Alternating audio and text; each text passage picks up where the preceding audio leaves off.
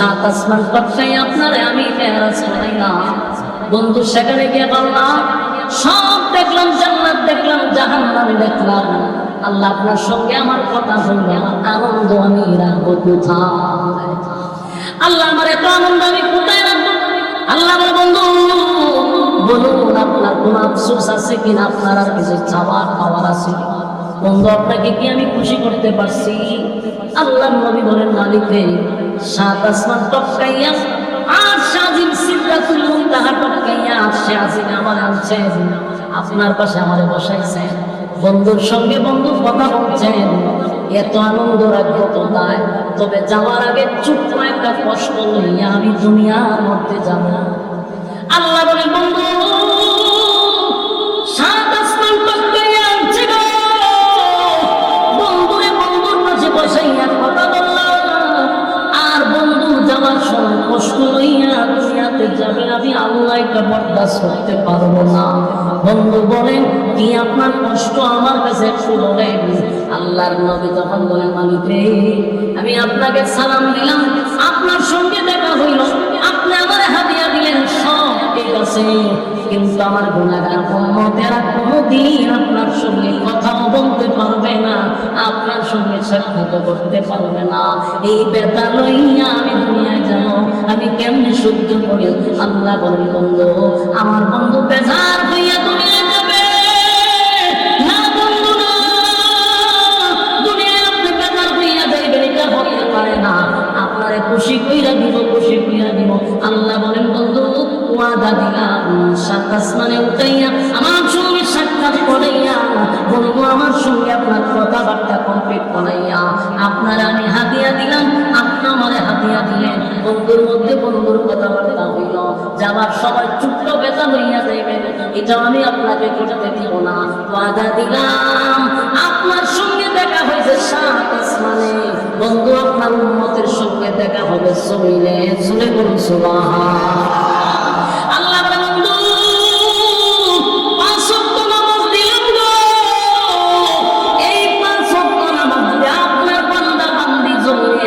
আমারে সেজদা দেন, আমাকে দাঁড়ায় যায়, ওয়াদা দিলাম, ওয়াদা দিলাম আপনার সঙ্গে যখন আমি কথা বলি যেমন কোনো কথা নাই। বন্ধু মুসার সঙ্গে কথা বলার সময় আমার সামনে ৭০,০০০ পর্দা ছিল, যেই মুসার সঙ্গে আমার কথা হইতো ৭০,০০০ পর্দা দিয়া কথা হয়।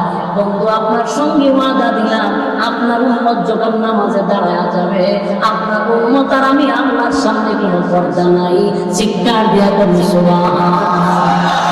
আমার নবীর যেমন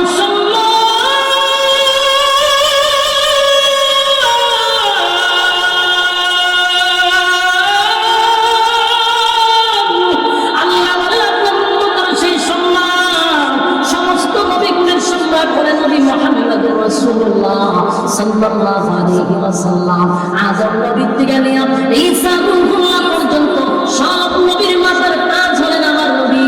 আমার নবী যেমন সম্মান সমস্ত নবীদের উম্মতের চেয়ে আপনি আমার নবীর উম্মতের সম্মান আছে না?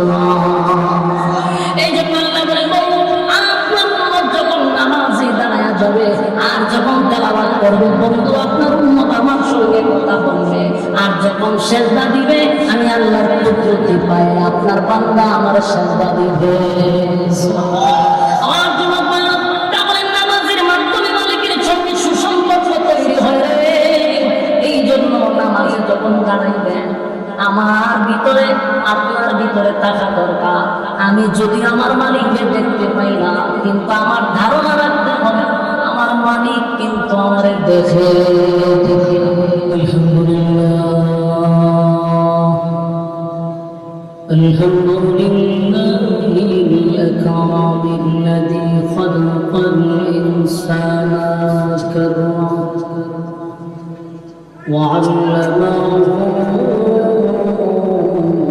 من البيان ما لم يعلم فسبحان الذي لا يحصى امتنانه باللسان ولا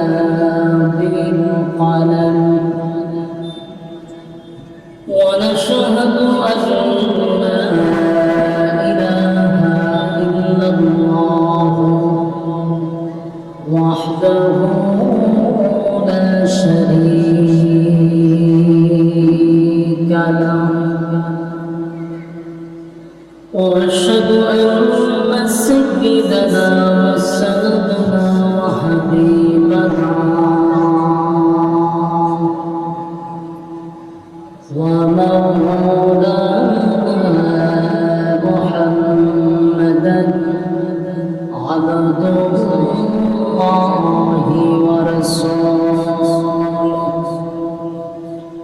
أرسله بالحق بشيرا ونذيرا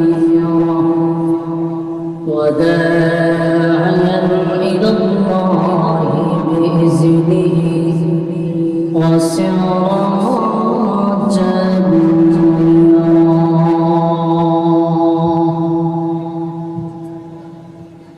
أما بعد فأعوذ بالله من الشيطان الرجيم بسم الله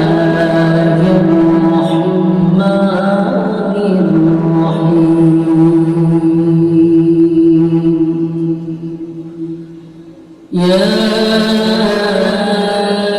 أيها المزمل قم الليل إلا قليلا نصفه أو انقص منه قليلا أو زد عليه ورتل القرآن ترتيلا إنا سنلقي عليك قولا ثقيلا إن ناشئة الليل هي أشد وطئا وأقوم قيلا إن لك في النهار سبحا طويلا واذكر اسم ربك وتبتل إليه تبديلا رب المشرق والمغرب لا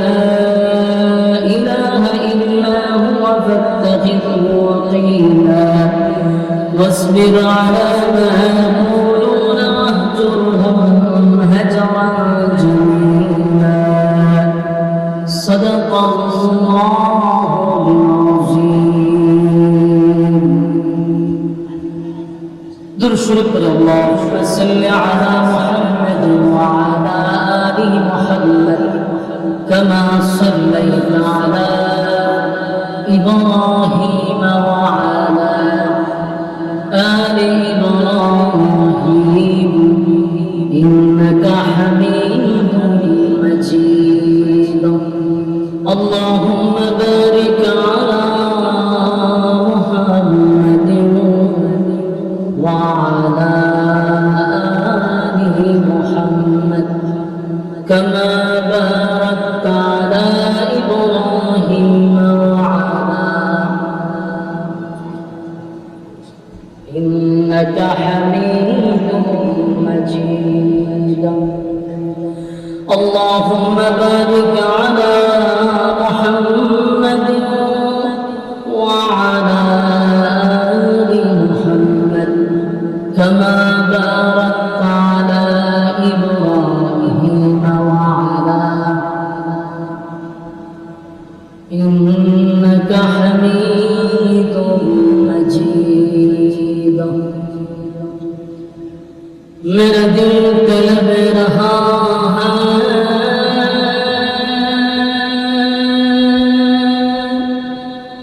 मेरे जल रहा है सीना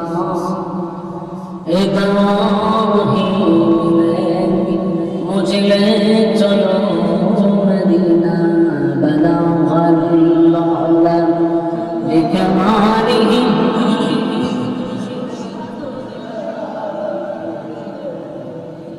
حسنت جميع خصاله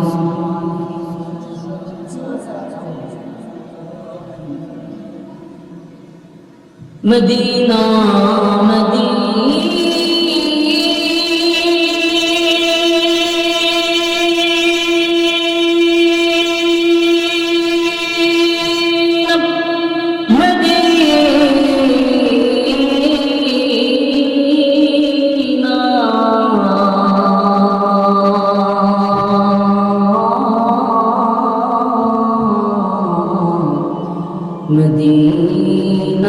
مدینہ مومنوں کی گنگنا ہے دیدار مدینہ عاشقوں کی تمنا ہے بدو المولا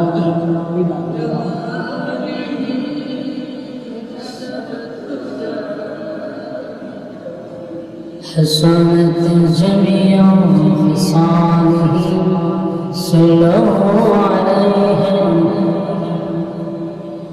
ذکر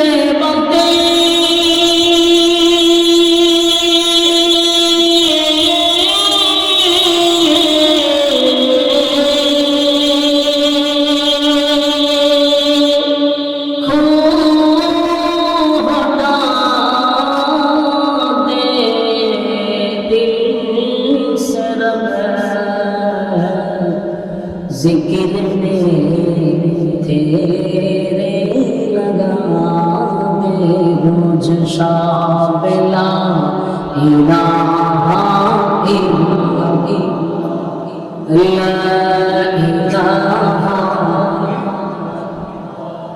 جوڑے لا الہ الا اللہ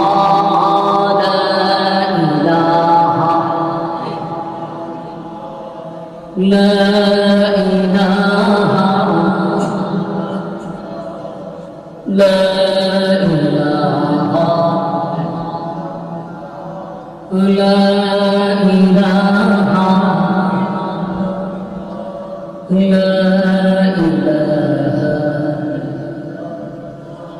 لا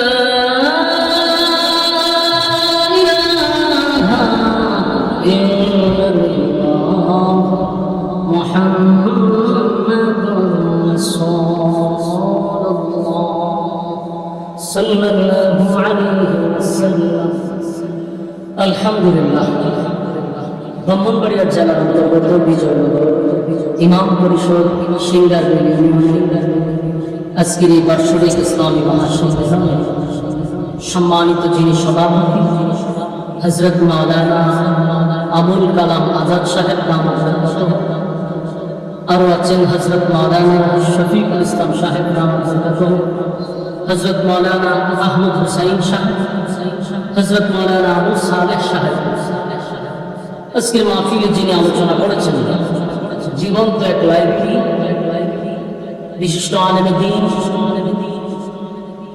হযরত মাওলানা মুফতি আরিফ বিন হাবিব সাহেব দামাত বরকাতুহু ওয়াজ করেছেন কৌসার আহমদ হাসানী সাহেব ওয়াজ করেছেন সাব্বির আহমদ উসমানী সাহেব সহ দিগার অতিথিবৃন্দ মুআজ্জাজ মুকাররম হযরত ওলামায়ে কেরাম উপস্থিত আছেন নওজোয়ান তরুণ যুবক ভাইরা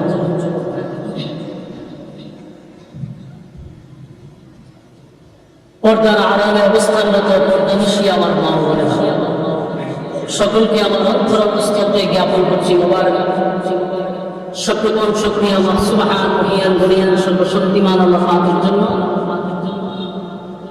যিনি অত্যন্ত দয়া এবং মায়া করেন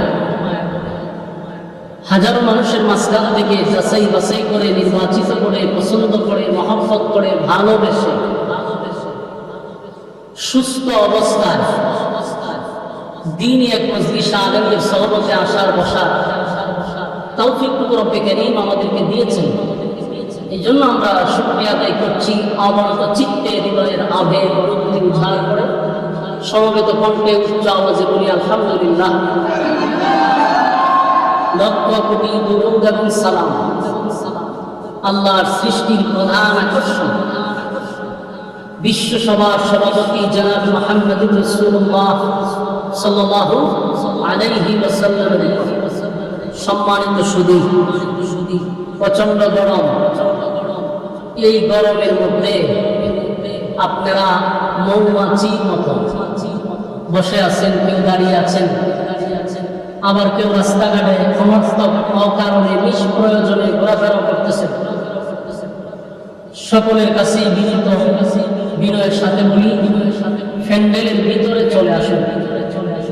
মাজালিসুল কোরআন, মাজালিসুল্লাহ, কোরআন হাদিসের মজলিস, এটা আল্লাহর মজলিস। এখানে যতক্ষণ আপনি আমি বসা থাকব, আল্লাহ রাসূল বলেন নাযালাত আলাইহিমুস সাকিনা, উপর থেকে সাকিনা রহমত নাযিল হবে।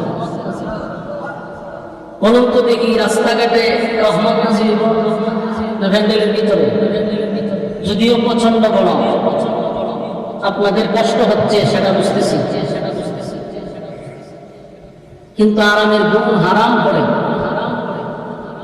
দামি বিছানা ছেড়ে নর্মাল বিছানায় যেহেতু বসছেনই, ঘর থেকে যেহেতু বাহির হয়ে গেছেন, তাহলে সময়টা কাজে লাগানো দরকার।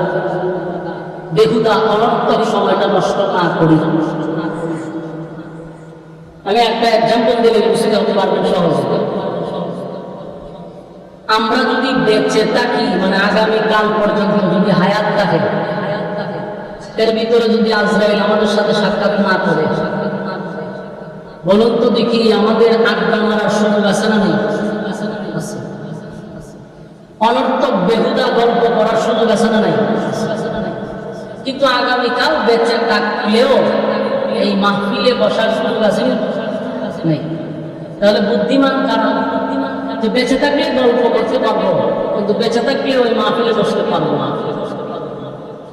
এখন এতটুকু যারা বুঝছেন, রাস্তাঘাটে অনর্থক বেহুদা সময় আমরা নষ্ট না করি। এই প্রচন্ড গরমে আপনারা বসছেন একমাত্র লিওয়াজহিল্লাহ, আল্লাহর সন্তুষ্টির জন্য, কোরআনের আকর্ষণে বসছেন, কোন ব্যক্তির আকর্ষণে না। এই প্রচন্ড গরমে যদি কোনো নেতায় বক্তব্য দিত, তাহলে নেতার বক্তব্য শোনার জন্য আপনারা বসতেন না। বাস্তব না বাস্তব? যত বড় নেতাই হোক, গরমের মধ্যে নেতার বক্তব্য শোনার জন্য কেউ বসবে না। যতটুকু মানুষ আসছেন, এতটুকু নেতার বক্তব্য শুনতে এতটুকু সময়, এর ভিতরে কয়েকশো চেয়ার বানানো শুরু হয়ে যেত। কিন্তু আলহামদুলিল্লাহ এখানে নাই প্রশাসন, নাই ভলান্টিয়ার। আপনাদেরকে কেউ বলেও নাই যে শৃঙ্খলা ভাবে বসেন, কিন্তু অটোমেটিকলি আপনারা বসে গেছেন, কারণ আপনারাও জানেন এটা কোরআন ও মজলিস। অনেকে সিগারেট টান বিড়ি খান, কিন্তু যত নেশাই করুক, এখানে বসে কেউ বিড়ি খাইব, ফিরাইও খাওয়াইতে পারবেন। কিন্তু আমরা দেখছি নেতার বক্তব্য শোনার সময় টান দিয়ে আর চেয়ারের নিচে রাখে, আবার কতক্ষণ একটা টান দিয়ে চেয়ারের নিচে রেখে। এরাও বুঝে যে এখানে আদবের কিছু নেই। আর এখানে যে আদবের সহিত বসতে হয়, এটা আমিও শিখাইছি না, হুজুরও শিখাইছেন, এই হুজুরও শিখাইছে, অটোমেটিকলি আপনারা জানেন। এই জন্যই আপনারা বসে গেছেন। আল্লাহ আপনাদেরকে দুনিয়া এবং আখিরাতে ইজ্জত আর সম্মান দান করতে আমি। সম্মানিত সুধী, দীর্ঘক্ষণ সময় আপনারা আলোচনা শুনছিলেন। আমাদের একেবারে ইয়ং তরুণদের মধ্যে একজন বিজ্ঞ আলেম, জীবন্ত এক লাইব্রেরি, রেফারেন্স ভিত্তিক কথাবার্তা বলে থাকেন, আল্লামা আরিফ বিন হাবিব সুন্দর আলোচনা করছেন, আপনারা শুনছেন। আমি আপনাদের সামনে দোয়া নেওয়ার উদ্দেশ্যে আসছি। আমার যোগ্যতা নয় আপনাদেরকে কিভাবে বোঝানো, তারপরেও মানুষ কেন দাওয়াত দেয় আমি জানি না। আমার মাদ্রাসায় প্রতি শুক্রবার একদিন আমি বসি, তো 64 জেলার বিভিন্ন জেলাতে মানুষ যায়, এদেরকে বিদায় করতে তো আমার মাধ্যমিক হয়। প্রায় সময় একটা কথা বলি যে আমার একটু ভাবি না, আমি তো আমার নিজের প্রতি চিন্তা করি আমার কেন চিন্তা করি। এরপরে যেহেতু মানুষ মহব্বত করে, ভালোবাসার টানে আপনাদের মধ্যে আসছে। দু চারটা কথা যদি আল্লাহ বলার তৌফিক দান করে বলবো ইনশাআল্লাহ। ধৈর্যের সাথে শ্রবণ করবেন তো ইনশাআল্লাহ। মোনাজাত পর্যন্ত থাকবেন, এরকম একটা নিয়ত করা যায় তো ইনশাআল্লাহ। মোনাজাতের আগে কেউ যাবেন না, মোনাজাত পর্যন্ত থাকবেন, এরকম নিয়ত কার কার আছে একটু হাত তুলে দেখাচ্ছি। কষ্ট করে না তুলেন, আমরা তুলেন।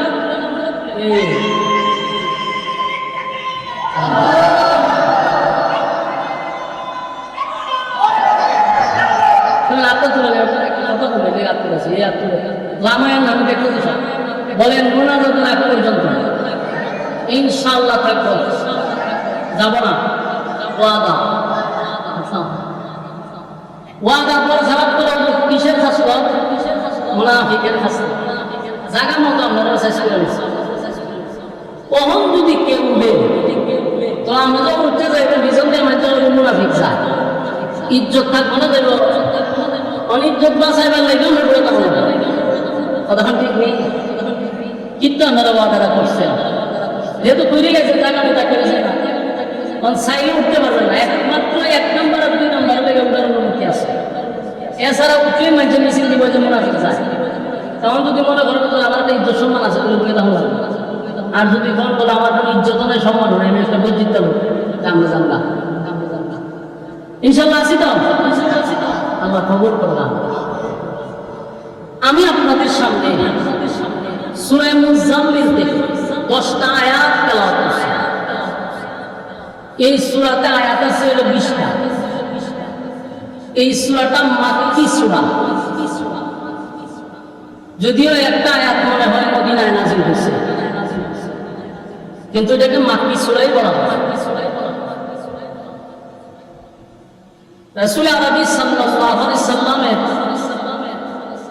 নবুয়তের একেবারে প্রথম দিক দিয়া এই সূরাটা নাযিল হয়েছে। রাসূলের জীবনী আলোচনা যদি আমরা করতে যাই, 3টা অধ্যায় আছে। এই 3টা অধ্যায়কে ফলো করলে আমরা সহজে আলোচনা বুঝতে পারব। প্রথম অধ্যায়টা হলো 40 বছর, দ্বিতীয় অধ্যায় হলো 13 বছর, আর তৃতীয় অধ্যায় হলো 10 বছর। কত বছর হলো? 63 বছর। 40 বছর হলো কাবলান নবুয়্বত, কোরআন নাজিলের আগ পর্যন্ত। 13 বছর হলো মাক্কি জিন্দেগি, আর 10 বছর হলো মাদানী জিন্দেগি। 3টা অধ্যায় 3টা কর্মসূচি, এক একটা অধ্যায়ের কিন্তু কর্মসূচি ভিন্ন। মক্কায় 13 বছর এটা ভিন্ন সিস্টেম, এই সময় খালি ধৈর্য ধারণ করা, সবর করা। আর মাদানী জিন্দেগিতে মায়ের খালি খাওয়া নাই, মায়ের দেওয়া না, খালি মায়ের খাইছে না মায়ের দিছে হঠাৎ হল না, একটু হানা করলে আমার কথা বলতে সুবিধা। মাক্কি জিন্দেগি 13 বছর শুধু মায়ের খাইছে এক চাকিয়া, আর শুধু ধৈর্য ধারণ করছে। মক্কার থেকে হিজরত করে মদিনায় যাওয়ার পরে মায়ের খাইছে না মায়ের দিছে। তাহলে ইসলামে খালি মায়ের খাওয়া না দেওয়া না, জায়গা মতো শেষ করলো, গায়ে পাড়া দেশে বড় লেগে ছেড়ে দেওয়া নিয়ম, মাঝে মধ্যে দেওয়া না। এটা রাসূলের 3টা অধ্যায় ফলো করলাম হয়নি। তো রাসূল আরবি সাল্লাল্লাহু আলাইহি সাল্লামের 40 বছর যেটা, ওই 40 বছর পর্যন্ত কি দাওয়াত দিছে, আদেশ করছে, নিষেধ করছে। আপনারা আমার কথাটা একটু মনোযোগ দিয়ে শুনলে আমার কথা বলার আগ্রহ বাড়বে। আর আপনারা যত মনোযোগ কম দিবেন কথা এলোমেলো হবে, কথা গোছানো হবে না। এই জন্য শ্রোতার মনোযোগ দিতে হবে। 3টা অধ্যায় আপনি মনোযোগ দেবেন, শুনে ভালো লাগবে, কিছু বুঝতে পারবেন। আমরা তো অনেক সময় না বুঝতে লাফালাফি করি, বুঝিব লাফাই বসি।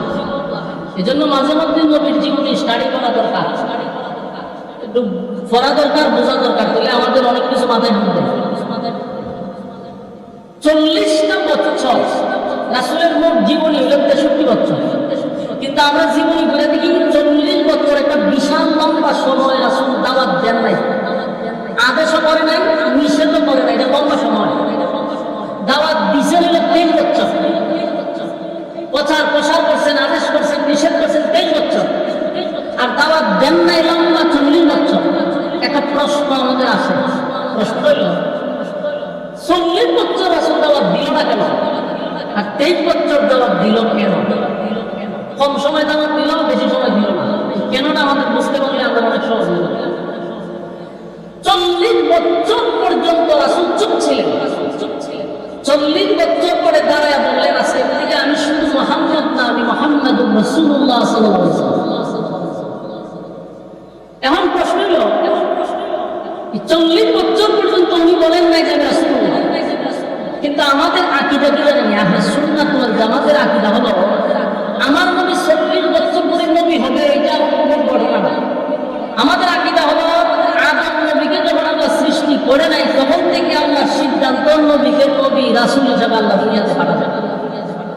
আপনার এলাকায় সুবহানাল্লাহ আছে? থাকতে বলবেন কথাটা আবার বুঝেন। আদম নবীকে যখন সৃষ্টি করে নাই তখনই আল্লাহর সিদ্ধান্ত আমার রাসূলকে রাসূল বানাবে। এটা কি 40 বছর পরে সিদ্ধান্ত না আগের থেকে? হ্যাঁ, এটা আমাদের আকীদা। ভুল বুঝছেন না, আমাদের আকীদা কিন্তু এটা। নবীরে আদম নবীর সৃষ্টি করার আগ থেকেই রাসূল হিসেবে আল্লাহ ঘোষণা করেছে, কিন্তু 40 বছর পরে প্রকাশ করছেন। কেন প্রকাশ করছেন? এখানে মনোযোগ দিয়ে শুনুন। যত মনোযোগ দিবেন আমি পানির মতো বুঝতে পারবো। এখন মনে করেন 40 বছর পরে যখন উনি বললো আমি শুধু মুহাম্মদ না, আমি রাসূলুল্লাহ সাল্লাল্লাহু আলাইহি ওয়াসাল্লাম, তখন মক্কার কাফেররা যে বলবে আপনি নবী রাসূল হইলেন কিভাবে, কেমনে হইলেন, এই প্রশ্নটা যে করবে এটা আল্লাহ জানেনি। কথা বলে দিই, এই কথাটা আল্লাহ আগে তিনি জানেন, যারাই জিজ্ঞাসা করতে কেমনে হইলেন। এই জন্য নবীকে 40 বছর চুপ রাখা। 40 বছরটা তো চুপ ছিল, এটাতে আলোচ্য বিষয় এমনটা না। এই রাসূলের 40 বছর পুরো জীবনটা আমরা যত আলোচনা করবো তত নফল ইবাদত বন্ধ সব। এমনকি নবীর প্রস্রাব পায়খানা নিয়েও যদি আপনি আলোচনা করেন তাও নফল ইবাদত বন্ধ সব। আমাদের আকীদা দেখছেন? আমাদের আকীদা কি? নবীর প্রস্রাব পায়খানা নিয়ে আলোচনা করলেও নফল ইবাদত বন্ধ সব। সুবহানাল্লাহ।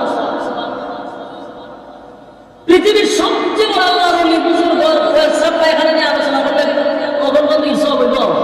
যত বড় ভিড়, কিন্তু আমার নবীর প্রস্রাব পায়খানা নিয়ে আলোচনা করলেও নফল ইবাদত বন্দেগীর সওয়াব। এখন 40 বছর চুপ হবে না, 40 বছর চুপ থাকাটা ছিল নবীর নবুয়তের দলিল। বোঝা নাই মনে হয়? উনি যে নবী রাসূল হবেন এটা দলিল হলো 40 বছর। আমি আরো সহজ করে বুঝাই। তারা যখন বলছে আপনি রাসূল হইলেন কেন, আপনি নবী হইলেন কেমনে, আল্লাহ 40 বছর পরা ইতিহাস দেখতে দেখ, 40 বছরের জীবনীটা বোঝা দেখ, ভালো করে তালাশ করে দেখ, অ্যানালাইজ কর যে উনি কেমনে নবী। এখন তারা তালাশ করতে লাগলো রাসূলের জন্ম থেকে নিয়ে প্রতিটা জীবনী তালাশ করে দেখে উনি নবী হওয়ার যোগ্য।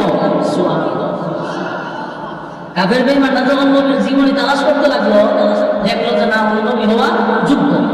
এই যোগ্য কথাটা তাদের মুখ দিয়ে বাইর করছে। 40 বছর যাবৎ আল্লাহ আমাদের চুপ রেখে নবুয়তের দলিল হিসাবে যা করেছে, ব্যক্তিত্ব তৈরি করছে। আমরা বলবেন কেমনে নবী হয়েছে, এই কথা শুধু নাই। যখন বলেন কেমনে হয়েছে, রাসূল বলে কেমনে হয়েছি, ভালো করে তাকায় দেখ, আমার জন্মটাই হয়েছে অলৌকিক ভাবে। সুবহানাল্লাহ। নবীর জন্মের সাথে কারো জন্মের তুলনা আছে? রাসূলের জন্ম হয়েছে অলৌকিক ভাবে, যেটা পৃথিবীর কারো জন্ম এরকম হয় নাই আর হবেও না। রাসূল যখন দুনিয়াতে আসছেন ওনার শরীরে কোনো ময়লা ছিল না। আপনি আমি এরা দুনিয়াতে আসার সময় ময়লা শরীরে লাগাই থাকেনি। আমার রাসূলকে আল্লাহ একেবারে গোসল করাইয়া খুশবু মাখাইয়া দুনিয়াতে পাঠাইছে। তাহলে রাসূলের জন্মটা অলৌকিক কিনা? 2 নম্বর হলো রাসূল দুনিয়াতে আসার পরে আমরা দুনিয়াতে এসে কান্নাকাটি করি, কিন্তু রাসূলের কান্নাটা ছিল ব্যতিক্রম। আম্মা জান আমেনা বলেন আমি দেখছি আমার ছেলে জন্মের পরে সিজদা করছে, সিজদা করে উনিও কাঁদছেন, তবে কান্নার ভাষাটা হলো যে রাব্বি হাবিলি উম্মতি, উনি উম্মত পেয়ে সিজদা করে কাঁদবেন। আল্লাহ সুবহানাল্লাহ আছে এখানে, সুবহানাল্লাহ না বলে কোনো নবী হক ছিল। রাসূলের প্রতিটা বিষয় জন্মটাই ছিল অলৌকিক। আমরা কান্নাকাটি করলে আমরা বাবায় সান্ত্বনা দেয়, দাদিয়ে সান্ত্বনা দেয়, দাদায় সান্ত্বনা দেয়, ফুতুসদের মজা দেয়, ঠিক? আর নবী যখন কাঁদছেন তখন আসমানের চন্দ্র নবীর আনন্দ দিচ্ছে। বলুন এটার কারো দ্বারা সম্ভব? এটা আমি গত বছর আমরা ফরমপুরের কাছে এই ওয়াজটা করছি শুধু বোঝানোর জন্য যে রাসূলের জন্মটা মিলাদ বলি। মিলাদ শব্দের অর্থে আমরা অনেক জানি। আমরা মিলাদ বলি পাঁচজন হয়ে থেকে জিলা বিভক্ত হয়ে মিলাদ আনন্দ। আসলে এটা মিলাদ না, মিলাদ শব্দের অর্থ হলো জন্ম। বলুন মিলাদ শব্দের অর্থ কি? জন্ম নিয়ে আলোচনা করা। জন্ম নিয়ে কি করা? আলোচনা করা। এটা আলোচ্য বিষয়। রাসূলের মিলাদ কি করা? আলোচনা করা। এটা আলোচ্য, এটা পালন না। 40 বছর আগে আমি চিন্তা মনে করবেন নবী যেভাবে জন্ম নিয়েছিলেন জন্ম নিতে পারবেন? নবীর চন্দ্র আনন্দ দিতে জানতে পারবেন? তাহলে এটা আলোচনা করতে পারবো, আমরা দেখাইতে পারবো না।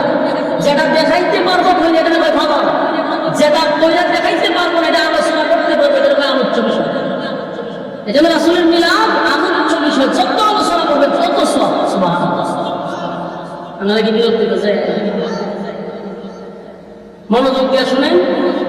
আর যারা উঠতেছেন কিন্তু এটা কিন্তু অনেক মানুষের দেখতেছে বলে কিন্তু আত্মা স্লোগান শুরু হইল মুনাফিকে। মনোযোগ দিয়ে বুঝে থাকো। তাহলে দেখেন কেন আমার ব্যাগের অনেক বিজ্ঞ দুজন আগে বসে যারা অনেক আগে পেয়েছেন আমার উস্তাদ সমতুল্য, তাদের জুতা বহন করার কোনো কথা নাই, কিন্তু আমি এটা সামনে বলতেছি মনোযোগ দিয়ে শুনি। রাসূলের 40 বছরের জীবনীটা এটা শুধু আলোচনা করতে পারে, আলোচনা করে দেখানোর মতো কোনো শক্তি মানব জাতির নাই, পারবে না। আমার রাসূলকে জন্মের পরে আসমান জমিন সূর্য চন্দ্র গ্রহ নক্ষত্র পাহাড় পর্বত সাগর নদী নালা খাল বিল কীট পতঙ্গ সমস্ত সৃষ্টি জগতের সাথে আমার নবীর আল্লাহ পরিচয় করে দিচ্ছে। বাচ্চা নিয়ে গেছে জিবরাইল, নিয়ে আসমানের সাথে পরিচয় করাইছে, চন্দ্রের সাথে পরিচয় করাইছে, যাতে তারা না বলতে পারে আমরা চিনি নাই, কথা বলার সুযোগ নেই। আগে আল্লাহ পরিচয় করাইছে।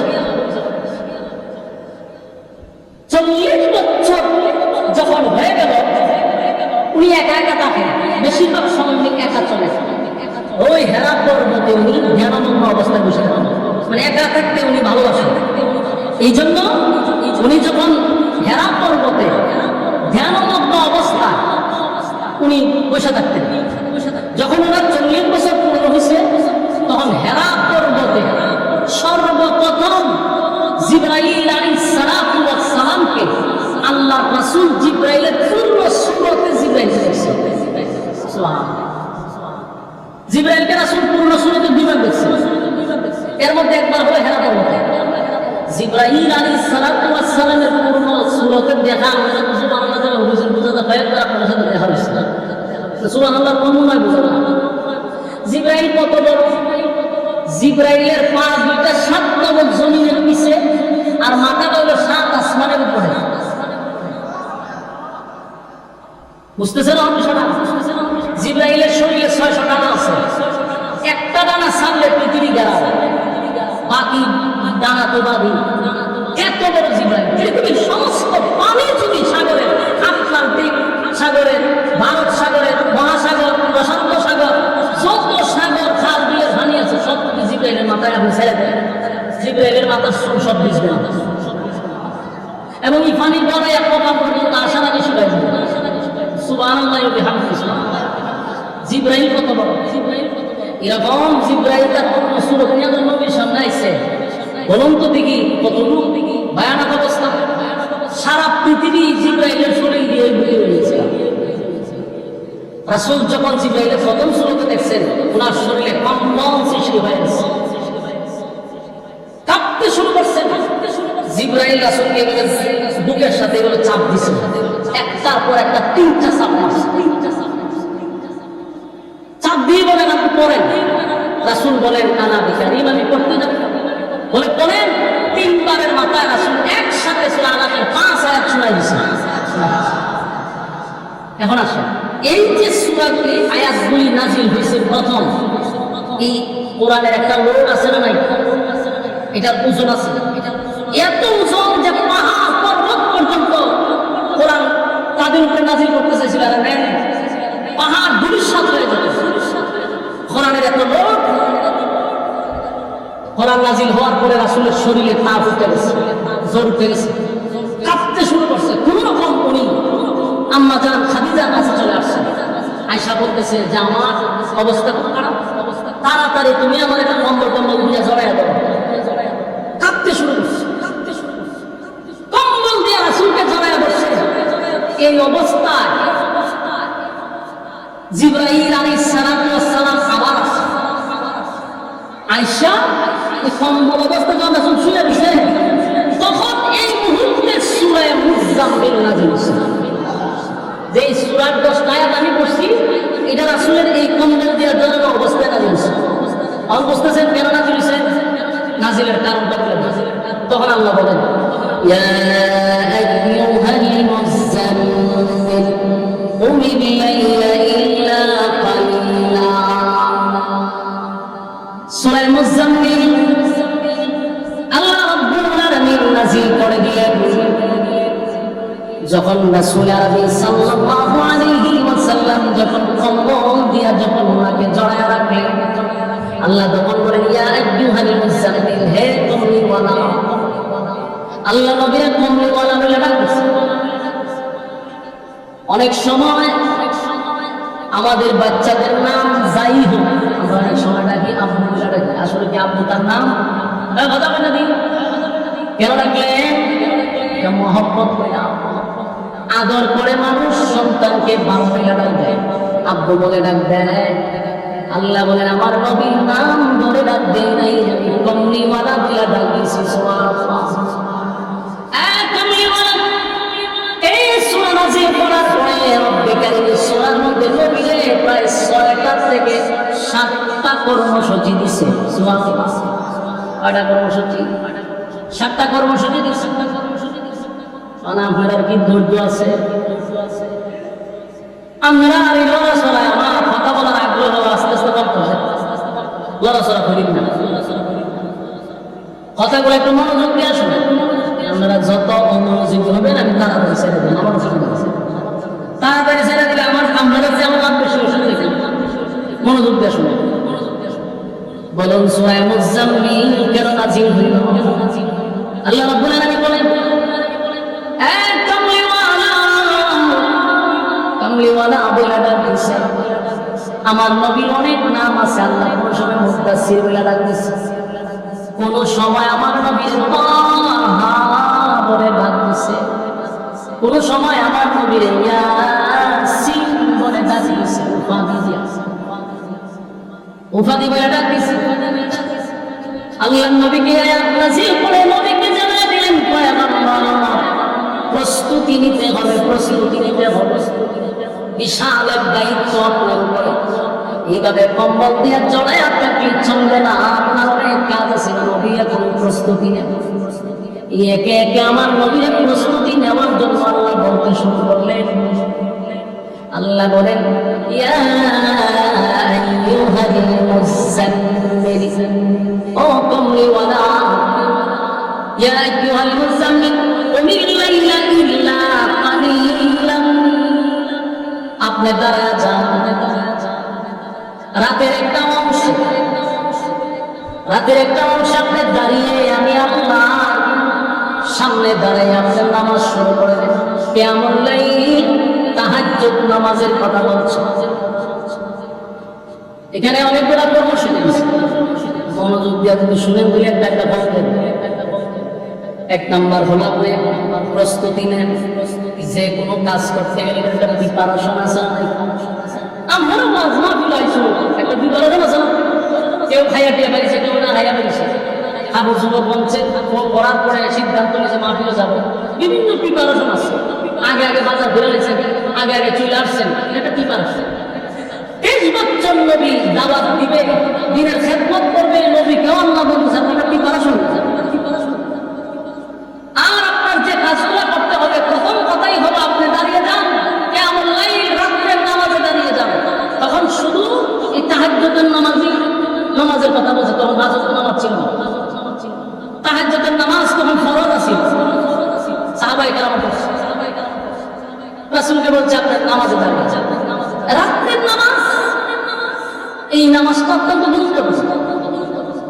যেন আল্লাহ বলেন ইয়া আইয়ুহাল মুযাম্মিল, এ কমলিওয়ালা, কুমিল লাইলা ইল্লা কালিলা, আপনি রাতে জাগ্রত থাকেন, আপনার রাতের একটা অংশ আমি আল্লাহর কাছে বের করেন। নিসফাহু আও ইনকুসহু মিনহু কালিলা, অথবা রাতের একটা অংশ চলে, প্রথম দিক দিয়ে নয়, শেষের এক অংশ, 3 অংশ যেগুলো এক অংশ আপনি নামাজে দাঁড়িয়ে যান। আও জিদা আলাইহি ওয়া রাত্তিলিল কুরআন তারতিলা, এরপর আল্লাহ বলেন নামাজ তো বলবেন, গভীর রজনীতে যখন নামাজে দাঁড়িয়ে যাবেন, আমি আল্লাহর সঙ্গে আপনার কথা হবে।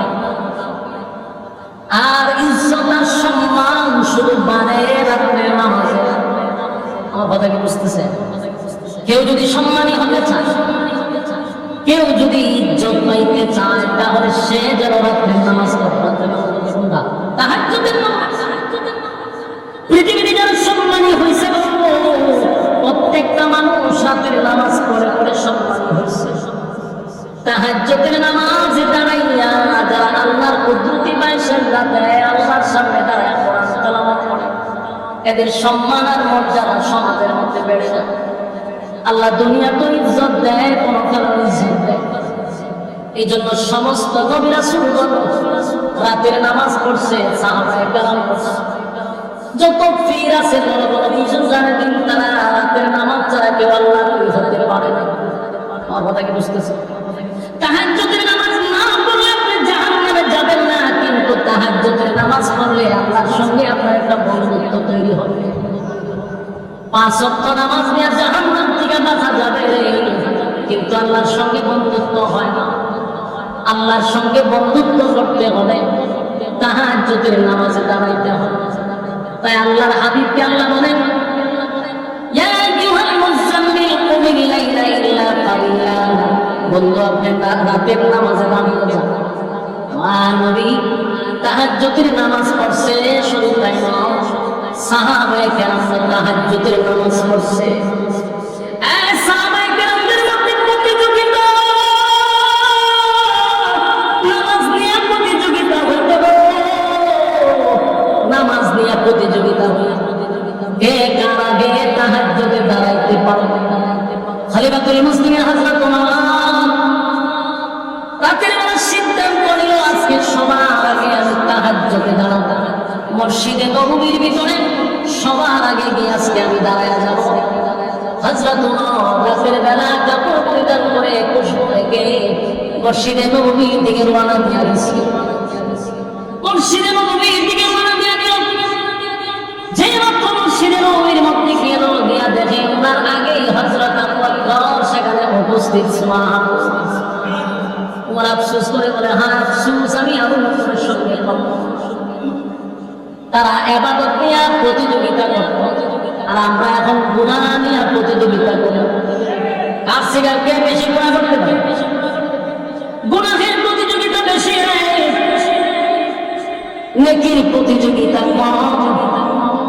এক্সাম্পল দিয়ে বুঝতে পারবেন, যে প্যান্ডেলের ভিতরে অনেক মানুষ বসে, এর থেকে বেশি গিয়া দেখেন দোকান ঘরে আছে, কথা হয় না?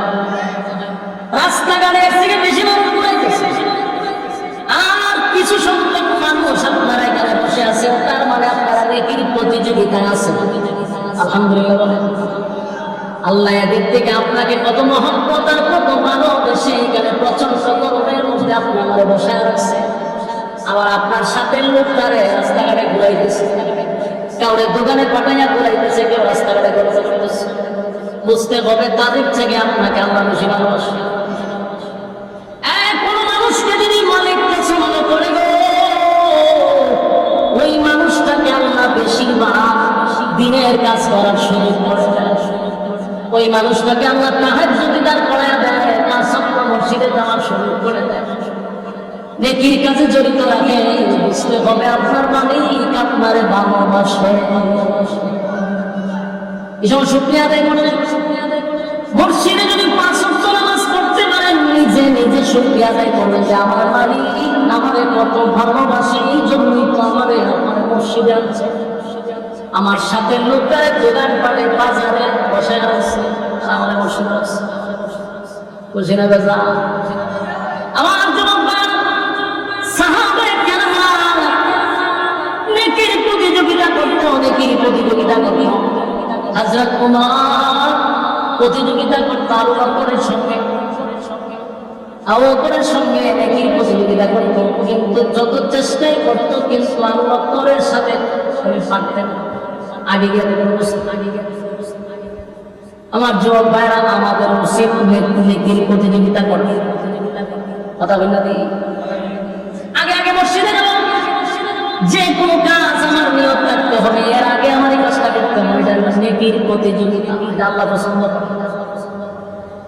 আমার যুবক ভাইরা, এই সূরা মুজাম্মিল নাযিল হওয়ার কারণ ছিল, প্রথম দিক দিয়ে যখন কোরআন নাযিল হয়েছে, আমার নবীরা জোর সহ্য করতে পারে নাই। অনেক সাহাবীরা বলতো, হাবিব কিবরিয়া যখন ঘোড়ার উপরে থাকতো অথবা উটের উপরে রাসূল বসতো, তখন যদি কোনো আয়াত নাযিল হইতো, উটের পাগুলি জমিনে ঢুকে যাইত। সুবহানাল্লাহ আছে। তাহলে কোরআনের আয়াতের লং আছে না? আম্মা জানা এসে বলেন, প্রচন্ড ঠান্ডার মধ্যে কম্বলের নিচে আমরা শুয়ে আছি। এত ঠান্ডার মধ্যে যখন নবীর উপরে কোরআনের আয়াত নাযিল হতো, আল্লাহর নবী ঘেমে যাইতেন, পেরেশান হয়ে যাইতেন, ওনার শরীর দিয়া গাম মোবারক বাহির হইত। এই আয়াতের এত লোড, এত ক্ষমতা, এই কোরআন নবীর উপরে নাযিল। হ্যাঁ, পরবর্তী সর্বপ্রথম যখন নাযিল হয়, জিবরাইল আলাইহিস সালাতু ওয়াস সালাম পূর্ণ দিয়া নাযিল হয়। বারবার নবী বারবার বলতে লাগলেন, পড়েন আপনি কোরআন পড়েন। নবী 5টা আয়াত শোনায়া দেওয়ার পরে যে নবীর শরীরে কম্পন সৃষ্টি হল। নবী বারবার আম্মা জান খাদিজার কাছে খাদিজা গো, আমি মনে হয় বেশি দিন বাঁচব না।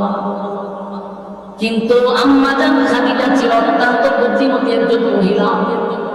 এই জন্য বিবি যদি বুদ্ধিমান হয়, বিবি যদি বুদ্ধিমান হয়, নেককার হয়, তাহলে স্বামী বেচারার জন্য অনেক ভালো, ফ্যামিলি ভালো চলে, বিবি বউ নেককার হয়। আর যদি বউ নেককার না হয়, তাহলে দুনিয়াটা একটা জাহান্নাম। বাস্তব না বাস্তব? আম্মা জান খাদিজা বলে, হাবিব, চিন্তার কোনো কারণ নাই গো, আপনি ঘাবড়াইবেন না, কারণ জিন্দেগিতে আমি আপনাকে কোনোদিন আমানতের খেয়ানত করতে দেখিনি। মানুষের সঙ্গে আপনি খারাপ আচরণ করেন না, মানুষের হক আপনি নষ্ট করেন না। সুতরাং আপনার উপরে এমন মুসিবত হতে পারে না, কোন দুষ্ট জিন আপনাকে নষ্ট করতে পারে না, কারণ আপনি হক আদায় করছেন। তাই বিবি নিজের স্বামীকে সান্ত্বনা দেয় আর বলতেছে, নিশ্চয়ই আপনার সঙ্গে যা দেখা হয়েছে দুনিয়ার কোন মানুষ নয়, এটা আল্লাহর কোন ফেরেশতা। সুবহানাল্লাহ। সান্ত্বনা দিতেছে।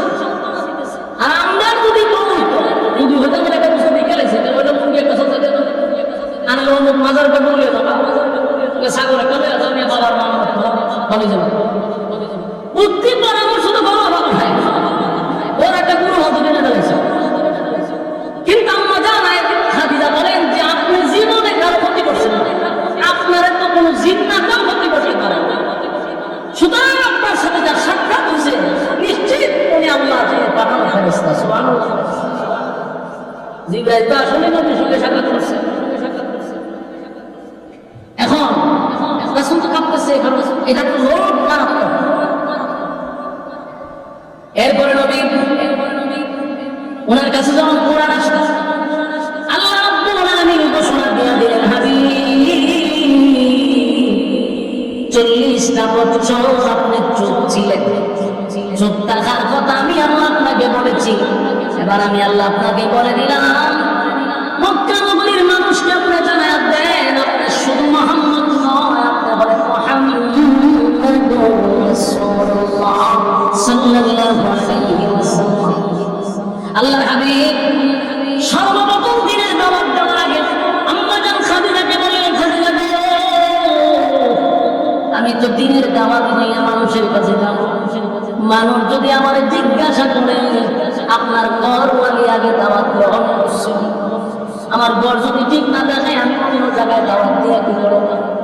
আম্মা জান খাদিজা কোন কথা না বলে বললেন, লা ইলাহা ইল্লাল্লাহ মুহাম্মাদুর রাসূলুল্লাহ সাল্লাল্লাহু আলাইহি ওয়াসাল্লাম। আল্লাহ নবী বলেন, খাদিজা কোনো প্রশ্ন করলে না, প্রশ্ন না করে আমার কালিমা তুমি গ্রহণ করলে। আম্মা জান খাদিজা বলেন, আমি তো অপেক্ষায় ছিলাম কবে আপনি বলবেন যে আমি আল্লাহর রাসূল, আমি এটার জন্য অপেক্ষায় ছিলাম। সুবহানাল্লাহ। আল্লাহ নবী নিজের ঘরের মধ্যে কালেমা গ্রহণ করাইতে পারলেন, সাথে সাথে উনি মক্কা নগরীতে চলে গেলেন। গিয়া এক জায়গায় দাঁড়াইয়া সবাইকে একত্রিত করে বললেন, এই মক্কার মানুষেরা শোনো, আজকের পর থেকে শুধু আমি মুহাম্মদ নয়, আমি হলাম মুহাম্মাদুর রাসূলুল্লাহ সাল্লাল্লাহু আলাইহি ওয়াসাল্লাম। আর আমার সঙ্গে তোমরা বলে নাও, লা ইলাহা ইল্লাল্লাহ মুহাম্মাদুর রাসূলুল্লাহ সাল্লাল্লাহু আলাইহি ওয়াসাল্লাম। আমার যুবক ভাইয়েরা, মুরব্বি বাবা, দিনের কান্না কথা করে শুনেন, প্রতি রাত আপনারা ঘুমান, প্রতি রাত আড্ডা মারেন, একটা রাত্রি না হয় একটু কষ্ট করলেন, অসুবিধা হইব? হাবিবে কিবরিয়া 40 বছর পর্যন্ত কাউকে আদেশ করে নাই, কাউকে নিষেধ করে নাই। 40 বছর পরে যখন বললেন লা ইলাহা ইল্লাল্লাহ, নেই কোনো মাবুদ আল্লাহ ছাড়া, মুহাম্মাদুর রাসূলুল্লাহ সাল্লাল্লাহু আলাইহি ওয়াসাল্লাম আমি আল্লাহর বান্দা এবং রাসূল, আমার পরে আর কোন নবী পৃথিবীতে আসবে না, কোন রাসূল পৃথিবীতে আসবে না। আল্লাহ আমারে আখির জামানার পয়গম্বর হিসেবে প্রেরণ করেছেন, তোমরা আমার সঙ্গে পড়ে নাও লা ইলাহা ইল্লাল্লাহ। এই কালেমা পড়ে নিয়ে দুনিয়া এবং পরকালে শান্তি পাইবা। এই যুবক ভাই, যে মক্কার মানুষ আমার নবীকে আল আমিন বলে উপাধি দিল, আবু জাহেলের মতো দেখে আমার নবী আল আমিন বলে ডাকছে। মক্কার মধ্যে আমার নবীর কোনো দুশমন ছিল না, মক্কার ভিতরে আমার নবীর দুশমনী কেউ থাকতো না, কেউ নবীর বিরোধিতা কোনোদিন করলো না। যেই মাত্র বললেন লা ইলাহা ইল্লাল্লাহ, আল্লাহ ছাড়া কোনো মাবুদ নাই, মুহাম্মাদুর রাসূলুল্লাহ, এই স্লোগান দেওয়ার সাথে সাথে মক্কার মানুষ আমার নবীকে মারার জন্য পাথর নিয়ে দাঁড়াইছে। কথা কি বুঝতেছেন? তার কারণ হলো এতদিন নবী আদেশ করে না, নিষেধ করে না, নবীর কোন শত্রু ছিল না। যেই মাত্র নবী আদেশ করতে লাগলেন, নিষেধ করতে লাগলেন, শত্রুর এখন অভাব না। সমাজের মধ্যে যদি আমি আপনি আদেশ করি, নিষেধ করি, আপনি আমার শত্রু আছে। আর আপনি আমি যদি আদেশ নাই, নিষেধ হলে একজনে খালিয়ে আসতেছে, আপনি যখন রাস্তা করুন না, এটা করেন ঠিক না হয়ে আমি তসবিলে মসজিদে গেছেন, তাহলে আপনার কোনো শত্রু নাই। কিন্তু সমাজের মধ্যে শিরক হচ্ছে, বেদাত হচ্ছে। আপনি চোখে দেখার পরে যদি কথা না বলেন, যদি আপনার শত্রু নাই, কিন্তু আল্লাহ কাঠ করে আপনাকে জবাব দিতে হবে। কথা বলেন না? এই জন্য রাসূল যতদিন আদেশ নিষেধ দেয় নাই, ততদিন শত্রু নাই। যেদিন থেকে বললেন আজকে থেকে সুদ খাওয়া যাবে না, ঘুষ খাওয়া যাবে না, মদ খাওয়া যাবে না, জেনা ব্যভিচার করা যাবে না, দুর্নীতি করা যাবে না, টেন্ডারবাজি করা যাবে না, চাঁদাবাজি করা যাবে না, সেদিন থেকে নবীর বিরুদ্ধে সবাই দাঁড়িয়েছে। এর আগে শত্রু নাই। শত্রু লোকেরা যারা চাঁদাবাজি করতে, এখন চাঁদাবাজির বিরুদ্ধে কথা বলে আপনি মনে করেন বাবা কেন চাঁদাবাজি, কথা বলেন। দুর্নীতিবাজের বিরুদ্ধে কথা বললে আমি মনে করি বাবা বলবো। মসজিদে যদি সুদপুরের বাস করি, সুদপুর যারা আছে এটাকে আমি তাহলে আপনি যদি চিন্তা করেন যে আমার অনেক মুসল্লি আছে মাশাআল্লাহ সুদ খায়, আমি যদি সুদের বয়ান করি, তাহলে দেখা গেল আমার এলাকার খামার বুঝে যাবে। এই নিয়তে ইমামতি হলে আপনি কিছু নামাজও হবে না। আর শত্রু না থাকতে পারে, কিন্তু আমরা কাব্যের আপনাকে জবাব দিতে হবে। কিন্তু সাদারে সাদা করতেই তো, সাদারে সাদা করি। আমার কথায় মনে আমার একমত না, আওয়াজে বোঝা যায় তখন বুঝলাম। আল্লাহ রাসূল 40 বছর চললেন, সবাই বলছে মক্কা নগরী কেন, পৃথিবীতে এমন সন্তান আর নাই, এমন বাবা মানুষ কেউ নাই। কিন্তু কানামার দাওয়াত দেওয়ার ঘড়ি কয় মুহাম্মদকে মারার জন্য হাত তুলে দাঁড়িয়েছে, আহ্বান সাথে হাত তুলে দাঁড়াচ্ছে। কেন নিষেধ দিছে? আবু জাহেল আল আমিন বলে শিক্ষা বিধান আবু জাহেল কয় যে মুহাম্মদকে দুনিয়া থেকে সরাইতে হবে না। কিন্তু সবাই জানতো উনি সত্য নবী। ওই যে রাসূল দাবি করার পরে যখন জিজ্ঞাসা করছে কেমন নবী হয়েছে, রাসূলকে এমন 40 বছরে অ্যানালাইজ করে, অ্যানালাইজ করে দেখে যে উনি নবী হওয়ার যোগ্য। সুবহানাল্লাহ। কারণ আল্লাহর হাবিবের জন্মটা তাদের মধ্যে দিয়েছে। কথা বলা আবু জাহেল জানতো উনি সত্য নবী, আবু লাহাব জানতো যে আবু লাহাব পাথর লইয়া নবীরে দাঁড়াইছে, সেও জানতো যে উনি সত্য নবী। কারণ জন্মটা এরা নিজের চোখে দেখছে। আবু লাহাব নিজের প্রাণ দিয়ে আজাদ করেছে নবীর আগমনের খুশিতে। হে আবু লাহাব হাত তুলে কারণ হক কথা বলার কারণে। হক কথাটা কিন্তু তিতা, এটা কিন্তু মিষ্টি না, এটা অনেক তিতা। এটা ভালো লাগতেও পারে, নাও লাগতে পারে, কিন্তু আপনাকে হককে বদল কি হবে, এটা তো খারাপ লাগবে। আমার যুবক ভাইরা, আল্লাহর হাবিব দুনিয়াতে আসার পরে সবাই যখন খুশি ছিল, আবু লাহাব খুশি ছিল, জাহিল খুশি ছিল। এখন নবীর আগমনে সবাই খুশি হয়, কিন্তু নবীর সিরাত অনুযায়ী চলতে পারে না। যদি হয় নামাজ পড়, রোজা রাখ, পর্দা কর, নিজের বউরে পর্দা রাখ, নিজের বাচ্চারা পর্দা রাখ, কি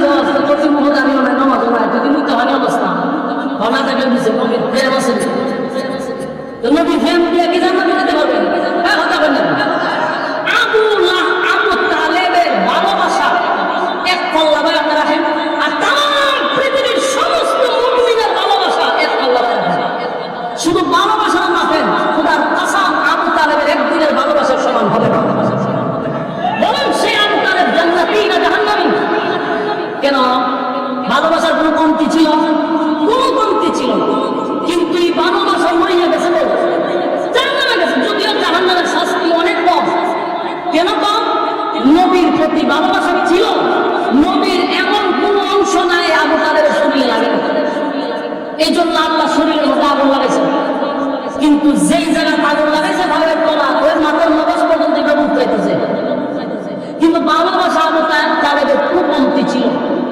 এখান থেকে আমরা বুঝতে পারলাম শুধু ভালোবাসা দিয়ে ভালোবাসার সাথে নবীর আঘাত লাগে নবীর অনুসরণ অনুকরণ নবীর তরিকা অনুযায়ী জীবনযাপন করতে হয় কথা বলেন না বরং শুধু ভালোবাসা দিয়ে জান্নাত দেওয়া সম্ভব না ভালোবাসার সাথে নবীর তরিকা লাগে আমি কথাটা বললে একটা এক্সাম্পল দেন এক্সাম্পল দিলে সাধারণ মানুষ বুঝতে পারে না যেমন মনে করে আমার মতো একটা ছোট্ট বক্তা আছে না নাকি আছে সারা বাংলাদেশে আছে ইউরোপ আমেরিকার থেকে আমার বক্তব্য আছে এই যে ভালোবাসা অনেক মানুষ ফোন দিয়ে খান্নাঘাটি করে একদিন দেখা করে বিভিন্ন আবেগ আছে ভালোবাসা এদের কমতি নাই কিন্তু অনেক বক্তব্যে দেখলাম যে মুখদারিও নাই মুসলমান সুন্নতি গুলেরও শোনেন নামাজ পড়ে কিন্তু এ বাংলা যে বলুন তো দেখি আমার প্রতি তার ভালোবাসা কোনো কমতি আছে কমতি নাই কিন্তু কি নাই আমার অনুসরণ অনুকরণ নেই কথা হয় না আমার যে অনুসরণ অনুকরণ তার মধ্যে থাকার কথা ছিল এটা নাই কিন্তু ভালোবাসা আছে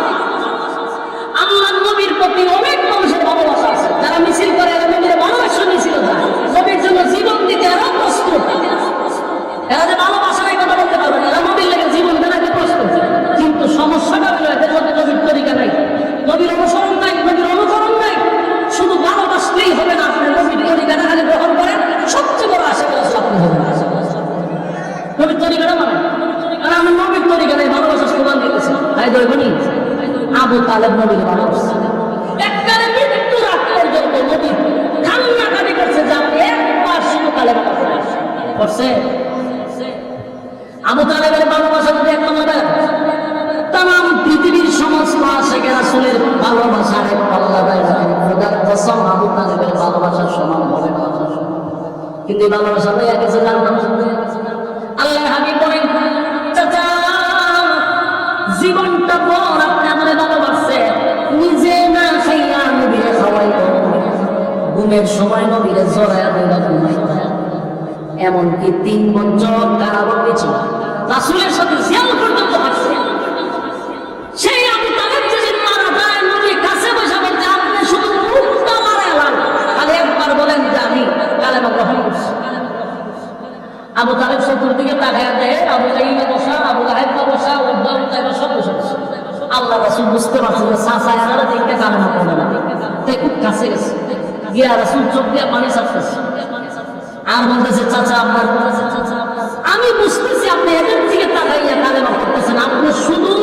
মুখটা আমার কানের মধ্যে লাগাই রাখবেন আপনি টুকটা লড়াইলেই হবে আমি আল্লাহরে বলবো যে আমার চাচা করছে কিয়ামতের মাঠে আপনাকে না নিয়ে আমি জান্নাতে যাব কি সুযোগটা দিয়েছে দেখছেন কিন্তু আবু তালেব বলেন পাতিজা তুমি আমার নসিহত করা লাগবে না তুমি যে আল্লাহর পয়গম্বর সেটা মক্কাবাসীর থেকে আমি বেশি জানি সুবহানাল্লাহ তুমি সত্য নবী এটাও জানি তোমার কোরআন সত্য তোমার আল্লাহ সত্য তুমি রাসূল সত্য এটা আমি জানি কিন্তু আমি কালেমা পড়ব না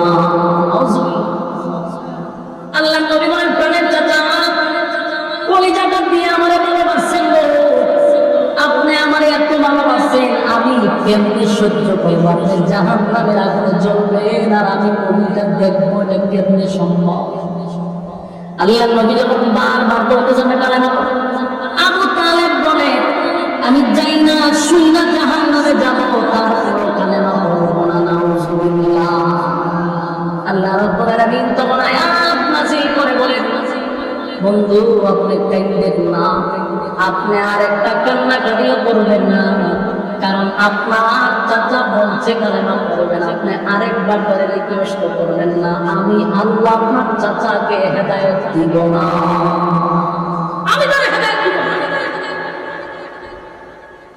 আমি তার হেদায়েত দিব না। এটা আমি আল্লাহর এক সিদ্ধান্ত, কারণ আপনাকে পাঠাইছি ওয়াজ করবার লাগিয়া, হেদায়েত দিবার লাগি পাঠাইছি, বরং নবীকে হেদায়েতের মালিক আল্লাহ, নবীরে পাঠাইছে ওয়াজ করার জন্য।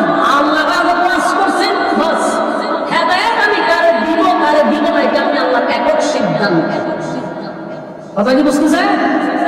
কালেমা বললাম, কিন্তু ভালোবাসার কোনো কমতি ছিল না। আমি আপনাদেরকে বলি, আমার যুবক ভাই মুরব্বী বাবারা, আপনাদের ভিতরে ভালোবাসার কমতি নাই, শুধু সাথে নবীর তরিকাটা রাখে, আবু বকরের সাথে আপনার হাসর হবে, নবীর তরিকা অনুযায়ী জীবন যাপন করে উমরের সাথে হাসর হয়ে যাবে, কারণ ভালোবাসা আপনাদের আছে। শুধু নবীর তরিকা অনেকের মধ্যে নাই, দাঁড়িয়ে রাখে না, নামাজ পড়ে না, প্রস্তাব করে পানি দেয় না, নিজের বিবিরও ভরতে রাখে। বলুন, এইভাবে কি জান্নাত পাওয়া সম্ভব? খালি স্লোগান দিলেই কথা হয় না। আল্লাহ রাব্বুল আলামিন বলেন, হেদায়েতের একমাত্র মালিক আমি আল্লাহ, কিন্তু যারা হেদায়েত আমার কাছে ভিক্ষা চায় আমি তাদেরকে হেদায়েত দিয়ে থাকি, যারা হেদায়েত চায় না রে আমি আল্লাহ আসমান থেকে লাইনা তারা হেদায়েত দিই না। হেদায়েত আসমান দিয়ে লাইনা ফেলেছে, হেদায়েতের জন্য আল্লাহর কাছে আপনি চাইতে হবে। আপনি মুনাজাত যতবার পড়ে বিনতি করছেন যে আল্লাহ আপনার হেদায়েত দেন, আল্লাহ আপনার হেদায়েতের ভিক্ষা দেন, আপনি আমার মহব্বতের বান্দা হিসাবে কবুল করেন, এদিকে আল্লাহর কাছে বলছেন। আমরা তো আল্লাহর কাছে হেদায়েত চাই না, এই জন্য আমরা হেদায়েত পাই না। হেদায়েতের জন্য আল্লাহর কাছে চাইতে হবে। কথা কি বুঝতেছে? আবু তালেব সব জানতো, কিন্তু হেদায়েতের জন্য আল্লাহর কাছে একবারও দরখাস্ত করে না, এই জন্য আল্লাহ আপনার হেদায়েত দিব না। নবীর চাচা আবু তালেবের হেদায়েত দিল না, ওয়াহশীকে আল্লাহ হেদায়েত দিয়েছে। কথা কি বুঝতেছে? আমির হামজার যিনি মারছেন, সেই ওয়াহশী কত সাহাবীদের মধ্যে সবচেয়ে একেবারে নিচু পর্যায়ে হলো ওয়াহশী, আল্লাহ ওয়াহশীকে হেদায়েত দিয়ে দিয়েছে। কিন্তু আবু তালেব নবীরে ছাড়া এখন কথা হয় না, 50 বছর পর্যন্ত নবীরে লালন পালন করছে, নিজের সন্তানের চেয়ে বেশি রাসূলকে মহব্বত করছে, কিন্তু আবু তালেব হেদায়েত পাইল না। আর ওয়াহশী নবীর কলিজায় আঘাত দিয়েছে, চাচারে হত্যা করেছে, কিন্তু ওয়াহশীর আল্লাহ হেদায়েত দিয়ে দিয়েছে। আর ওয়াহশী আল্লাহর কাছে হেদায়েত চাইছে, আল্লাহ আমি যা করছি ভুল করে গেছি, আমার হেদায়েত দিয়ে দেন, আল্লাহ হেদায়েত দিয়ে দিয়েছে। তো ওয়াহশীর মতো একজন মুক্তি যদি আল্লাহ হেদায়েত দিয়ে জান্নাতে দিয়ে দেয়, আপনি আমি তো এরকম অপরাধ করছি না। আমরা যদি আল্লাহর কাছে হেদায়েত চাই, আল্লাহ দিবনি, কথা হয় না। কিন্তু মুখে শুধু ভালোবাসার স্লোগান থাকলে হবে না, নবীর কাজ করতে হবে। আমার যুবক ভাইরা, আবু তালেব ভালোবেসেও জাহান্নামে গেল, শুধু একটাই তার মধ্যে ছিল, এটা হলো অনুসরণ, অনুকরণ। আমার নবীর অনুসরণ অনুকরণ তার মধ্যে ছিল না। এখনকার ইয়ং জেনারেশন সহ মুরব্বীদের মধ্যে ভালোবাসার কোনো কমতি নাই, কিন্তু নবীর এতাআত নাই, নবীর ভালোবাসা, মহব্বত, নবীর অনুসরণ, নবীর অনুকরণ আমাদের মধ্যে নাই। এই জিনিসটা যদি আমাদের মধ্যে থাকে, কসম খোদা, আল্লাহ বলেন আমি আমার বান্দারে হেদায়েত দিয়ে দিব। যুবক ভাইয়েরা, মালিক জান্নাত বানাইছে মুমিনদেরকে জাহান্নামে যাওয়ার জন্য না, জান্নাত দেওয়ার জন্য আল্লাহ জান্নাত বানাইছে, কিন্তু জান্নাত আল্লাহর কাছ থেকে ছায়া আনতে হবে, আল্লাহর কাছ থেকে চাইতে হবে। চাইতে হবে বেশিরভাগ কেমন লাইন বলতে তাহাজ্জুদের সময় আল্লাহর সাথে যদি আপনি আমার সম্পর্ক তৈরি করতে হয়, সেটা হলো গভীর রাত। বলুন সেটা কোনটা? গভীর রাত। 5 ওয়াক্ত নামাজের মাধ্যমে জাহান্নাম থেকে বাঁচতে পারবেন, কিন্তু তাহাজ্জুদের মাধ্যমে আপনি আল্লাহর ওলি হইতে পারবেন। আমার কথা কি বুঝতেছে? আপনি 5 ওয়াক্ত নামাজ দিয়ে ওলি হইতে পারবেন, জান্নাত পাইবেন, জাহান্নাম থেকে বাঁচতে পারবেন, কিন্তু ওলি হইতে গেলে তাহাজ্জুদ করতে হবে। যেই ফিরে তাহাজ্জুদ করে না, এই ফিরে আল্লাহর ওলি হতে পারে না। এটা একবার স্পষ্ট। যদি কোনো ফিরে ভাই নামাজ লাগে না, নামাজ সারা বন্ধ, এর মধ্যে ঈমান নাই, আরো 10 করে জাহান্নামে যাবে। আর তখনই ওলি হতে পারবে 5 ওয়াক্ত নামাজের পরে যদি সে গভীর রাতে আল্লাহর সাথে সম্পর্ক করে, ওলি হইতে গেলে একমাত্র তাহাজ্জুদ ছাড়া কোনো ব্যক্তি আল্লাহর ওলি হতে পারবে না। 5 ওয়াক্ত নামাজ দিয়া আপনি বাঁচতে পারবেন, কিন্তু সম্পর্ক তো ভিন্ন জিনিস। এখন আমি একটা এক্সাম্পল দিই। চাকরি আপনাকে আমি দিলাম, ডিউটি হলো 12 ঘন্টা, 12 ঘন্টা আমি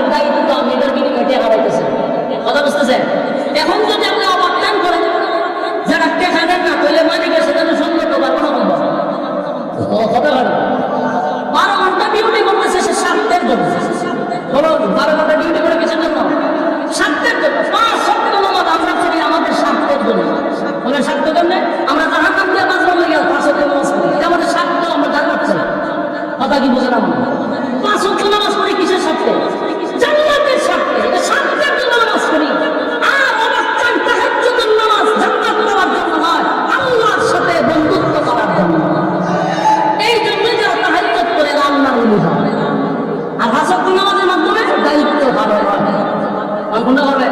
5 ওয়াক্ত দায়িত্ব পালন করতে হলে ওভারটাইম করে আল্লাহর সাথে বন্ধুত্ব তৈরি করতে হবে। কথা হয়।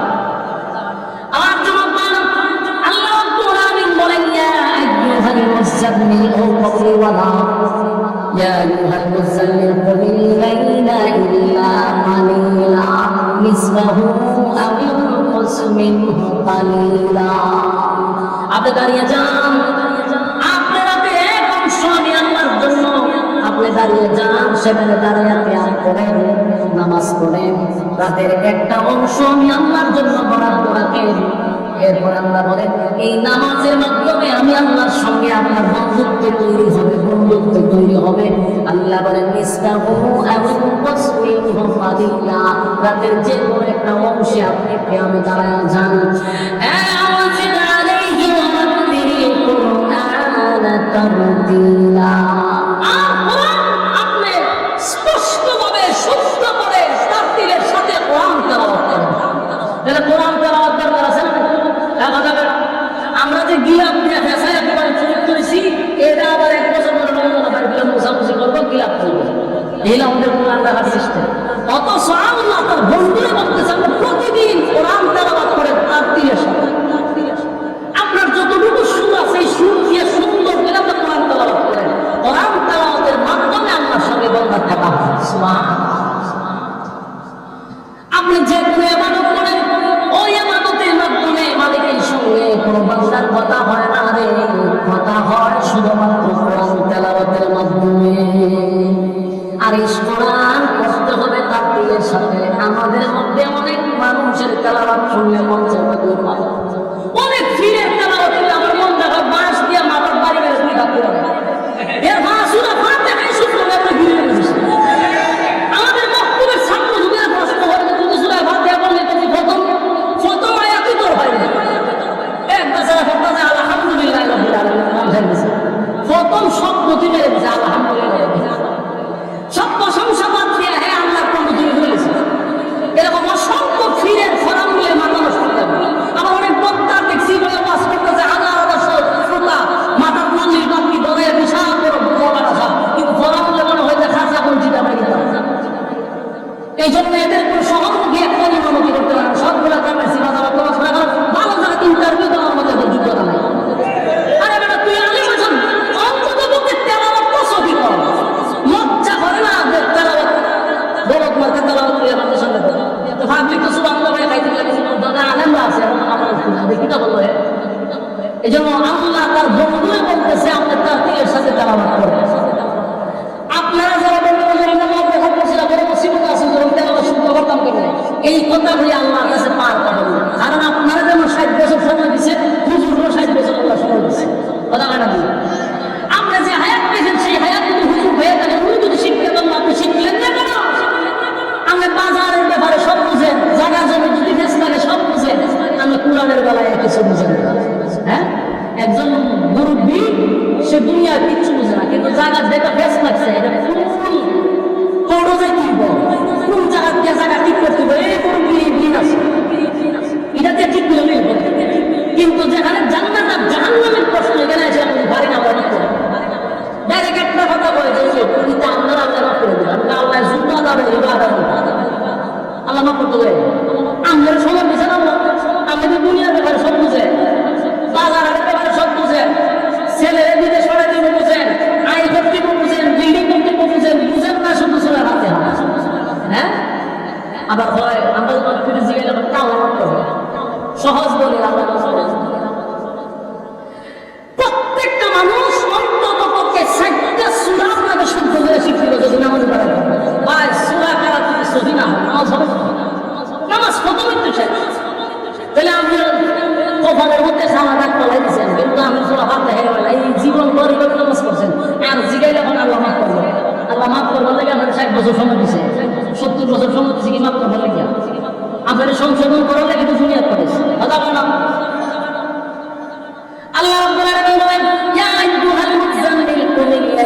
إلا قليلا نصفه أو انقص منه قليلا أو زد عليه ورتل القرآن ترتيلا বন্ধু আপনি তাকবীরের সাথে তেলাওয়াত করেন আর যুবক ভাইরা তাহাজ্জুদের নামাজের কথা বন্ধু শিখা দিও তাহাজ্জুদের নামাজ দ্বারা যাবেন রাতের একটা অংশ আপনি রাতের মধ্যে আমার জন্য কাটায়া দিবেন আর তার দিলের সাথে কোরআন তেলাওয়াত করবেন কোরআন তেলাওয়াতের মাধ্যমে আপনার সঙ্গে বলার কথা হয় যেমনি ভাবে নামাজ দাঁড়াইয়া মানুষ যখন তেলাওয়াত করে আল্লাহ রাব্বুল আলামিন বলে বন্ধু সাত আসমান টপকাইয়া আপনার আমি মেরাজ করাইলাম বন্ধুর সঙ্গে বন্ধুর সাক্ষাৎ হলো সাত আসমান টপকাইয়া আপনার আমি মেরাজ করাইলাম বন্ধু সেখানে গিয়ে বললাম সব দেখলাম জান্নাত দেখলাম জাহান্নাম দেখলাম আল্লাহ আপনার সঙ্গে আমার কথা হলো আনন্দ আমি রাখবো কোথায় আল্লাহ আমার এত আনন্দ আমি কোথায় রাখবো আল্লাহ আমার বন্ধু বলুন আপনার কোন আফসোস আছে কিনা আপনার কিছু চাওয়া পাওয়ার আছে বন্ধু আপনাকে কি আমি খুশি করতে পারছি আল্লাহ নবী বলেন মালিকে সাত আসমান টপকাইয়া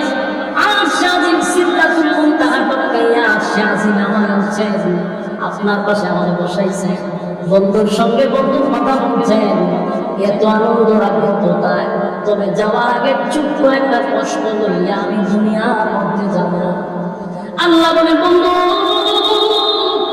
সাত আসমান টপকাইয়া আনছে গো বন্ধুরে বন্ধুর পাশে বসাইয়া কথা বললাম আর বন্ধুর যাওয়ার সময় কষ্ট লইয়া দুনিয়াতে যাবে আমি আল্লাহ এটা বরদাস্ত করতে পারবো না বন্ধু বলেন কি আপনার কষ্ট আমার কাছে একটু বলেন আল্লাহর নবী তখন বলেন বলিতে আমি আপনাকে সালাম দিলাম আপনার সঙ্গে দেখা হইল আপনি আমার হাদিয়া দিলেন সব ঠিক আছে কিন্তু আমার গুনাহগার উম্মতেরা কোনদিন আপনার সঙ্গে কথাও বলতে পারবে না আপনার সঙ্গে সাক্ষাৎ করতে পারবে না এই ব্যথা লইয়া আমি দুনিয়ায় যাব আমি কেমনে সহ্য করে আল্লাহ বলি বন্ধু আমার বন্ধু ব্যথা লইয়া দুনিয়ায় যাবে না বন্ধু না দুনিয়ায় আপনি ব্যথা হইয়া যাইবেন এটা হতে পারে না আপনারে খুশি কইরা দিব খুশি কইরা দিব আল্লাহ বলেন বন্ধু ওয়াদা দিলাম সাত আসমানে উঠাইয়া আমার সঙ্গে সাক্ষাৎ বানাইয়া বন্ধু আমার সঙ্গে আপনার কথাবার্তা কমপ্লিট বানাইয়া আপনারা আমি হাদিয়া দিলাম আপনি আমারে হাদিয়া দিলেন বন্ধুর মধ্যে বন্ধুর কথাবার্তা হইল যাওয়ার সময় ছোট্ট ব্যথা লইয়া যাবেন এটাও আমি আপনাকে করতে দিব না ওয়াদা দিলাম আপনার সঙ্গে দেখা হয়েছে সাত আসমানে বন্ধু আপনার উম্মতের সঙ্গে দেখা হবে জমিনে জোরে বলুন সুবহানাল্লাহ আল্লাহ বলেন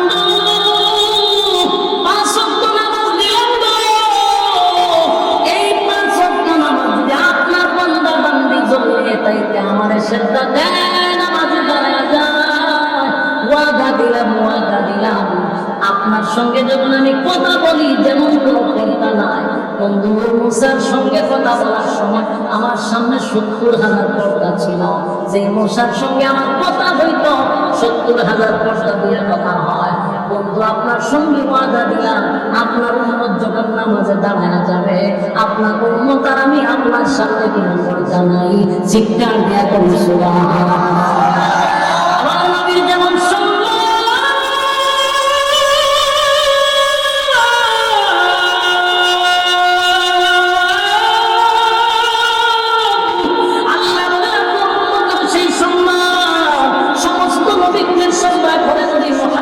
রাসূলুল্লাহ সাল্লাল্লাহু আলাইহি ওয়াসাল্লাম আদম নবী থেকে নিয়ে ঈসা রূহুল্লাহ পর্যন্ত সব নবীর মাথার তাজ হলেন আমার নবীর যেমন সম্মান সমস্ত নবীর উম্মতের চেয়ে আপনি আমার নবীর উম্মতের সম্মান আছে না এই জন্য আল্লাহ বলেন আপনার উম্মত যখন নামাজে দাঁড়ায় যাবে আর যখন তেলাওয়াত করবে বন্ধু আপনার উম্মত আমার সঙ্গে কথা বলবে আর যখন সেজদা দিবে আমি আল্লাহর কুদরতি পাই আপনার বান্দা আমার সেজদা দিবে আমার যুবক ভাইরা কাবরের নামাজের মাধ্যমে মালিকের সঙ্গে সুসম্পর্ক তৈরি হয় এই জন্য নামাজে যখন দাঁড়াইবে আমার ভিতরে আপনার ভিতরে থাকা দরকার, আমি যদি আমার মালিককে দেখতে পাই না, কিন্তু আমার ধারণা রাখতে হবে আমার মালিক কিন্তু আমার দেখে করতেছে, আমার মালিক আমার কথা না।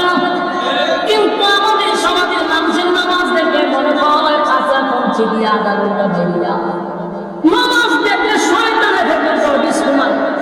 হ্যাঁ, নামাজ যায় হাতে কারেন্টের সাহায্যে নামাজ পড়ে আসে না রাসূল।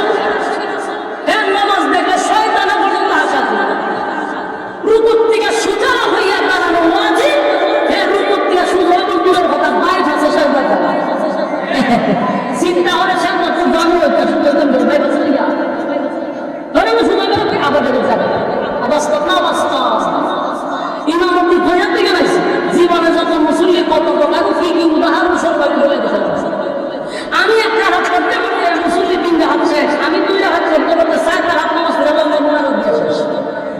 যে আমি এক গ্রুপ দিয়ে আমার মসজিদে দিয়ে যাব সাজাইয়া খুব তাড়াতাড়ি কেমনে এমন সিস্টেমে বলছি যেন মাইন্ড না করে। আমি এত তাড়াতাড়ি কেমনে করে আমার একটু তাড়াতাড়ি দরকার, কারণ ইমাম সাহেব আমার মুসলিম দিয়ে যাবে কেমনে করেন না। তোমার বয়স কত? আমার বয়স তো কম হয়, এখন কি সাইডে স্পিডে বলতে পারবো, আস্তে আস্তে যত বয়স এবং স্পিড তত বাড়বো।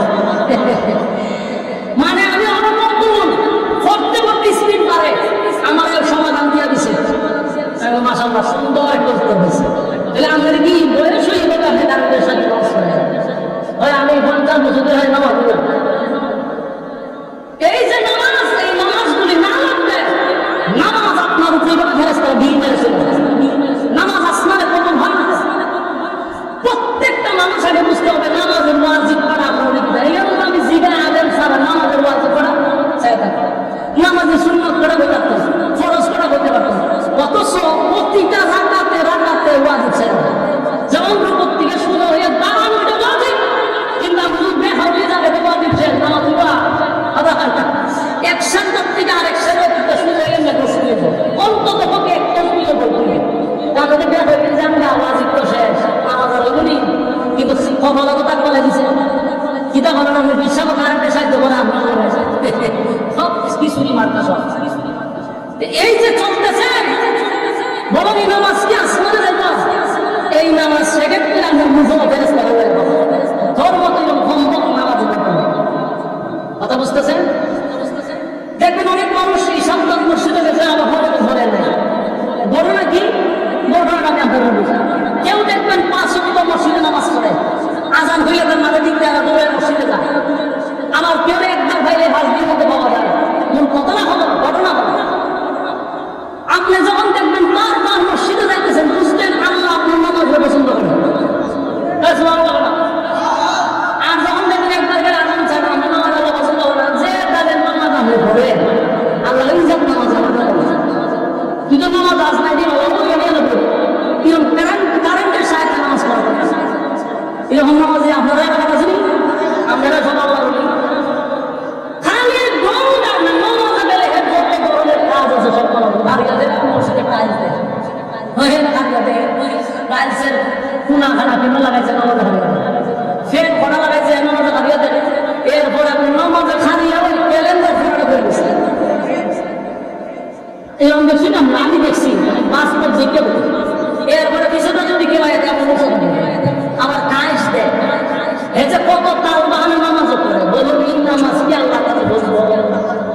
এই জন্য নামাজ পড়তে হবে কি বলছি সাল্লু কামা রাআইতুমুনি রাসূল যেইভাবে নামাজ পড়ছে আমাদেরকে এইভাবে নামাজ পড়তে হবে। কথা বুঝতেছেন? আমরা ফিরে যাবো না জীবন বলে দেবো, আমরা ফির কোরআন হাদিস থেকে বলতেছি কি এটা রিসার্চ করছি, মন গড়া কারো অনুসরণ করা যাবে না।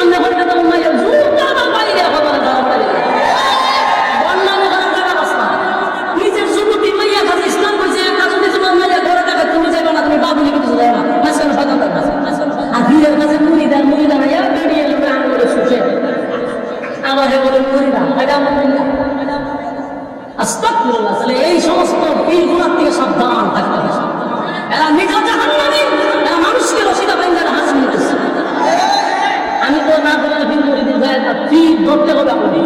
কেন ধরতে হবে? পীর শব্দের অর্থ হলো উস্তাদ। বলেন পীর কি? উস্তাদ। আমরা পীর মনে করি যেটা বুঝে গেলাম, পীর মানেই হলো উস্তাদ। উস্তাদ আপনাকে শিক্ষা দিতে, শিক্ষক তাকে জানতে হবে। শিক্ষকের যদি আপনার এলেম না থাকে তাহলে কিছু হবে। এই জন্য পীর ধরতে গেলে আগে দেখবেন যে আমার পীর কোন মাদ্রাসা সাহেব আছে, কোন মাদ্রাসা পূজারি পড়ায়, কোন মাদ্রাসার শিক্ষকতা করে, কোন মসজিদে খতিবগিরি করে। পীরের যদি যোগ্যতা হবে সে আমার ছেলে দেবে। এই যোগ্যতা নাই পেলে তো মহিলা দিয়ে বাকি পায়। কদিন আগে একটা ভিডিও দেখছি আমি, আপনি যদি প্রমাণ দেন সাথে সাথে আমি একটা ভিডিও দেখছি, নাম করা পীর মহিলারা এখন ঠিক করছে। আর যারা যেন মুলে আছে একটা ভিডিও দেখছে, জানে না ভিডিও দেখছে মুগায় একজন ভিডিও দিচ্ছে, মুগায় একজন ছেড়ে দিচ্ছে, এখন ভিড়ের করছে মহিলারা এখন ঠিক করছে। নাউজুবিল্লাহ। চিন্তা আপনাদের সরল মানুষ, আপনারা সরল সোজা ভাইয়া ইমান গুলো ধ্বংস করে তারা নিয়ে বলতেছে। ভাই আল্লাহ রাসূল আমি আপনাদের দুশমন না, এই কথাগুলো আমি বেশি বলি। এই জন্য পুরা এলাকার মধ্যে আমার এলাকাতে এই কথা এখন বলতেছি, সারা ইউনিয়ন বিরুদ্ধে গেল আমি বলছি আমার জায়গা পড়া এটা বলতেই থাকো। তুমি আমার চোখের সামনে শিরিক করবো, বেদাত করবো, আর আমি চুপ থাকবো, বোবা শয়তান। আমি তো চুপ থাকি বোবা শয়তান হিসেবে দাঁড়িয়ে থাকবো। আপনাদের হাতে পায়ে দেবো নামাজ, এটা হলো ফরজ।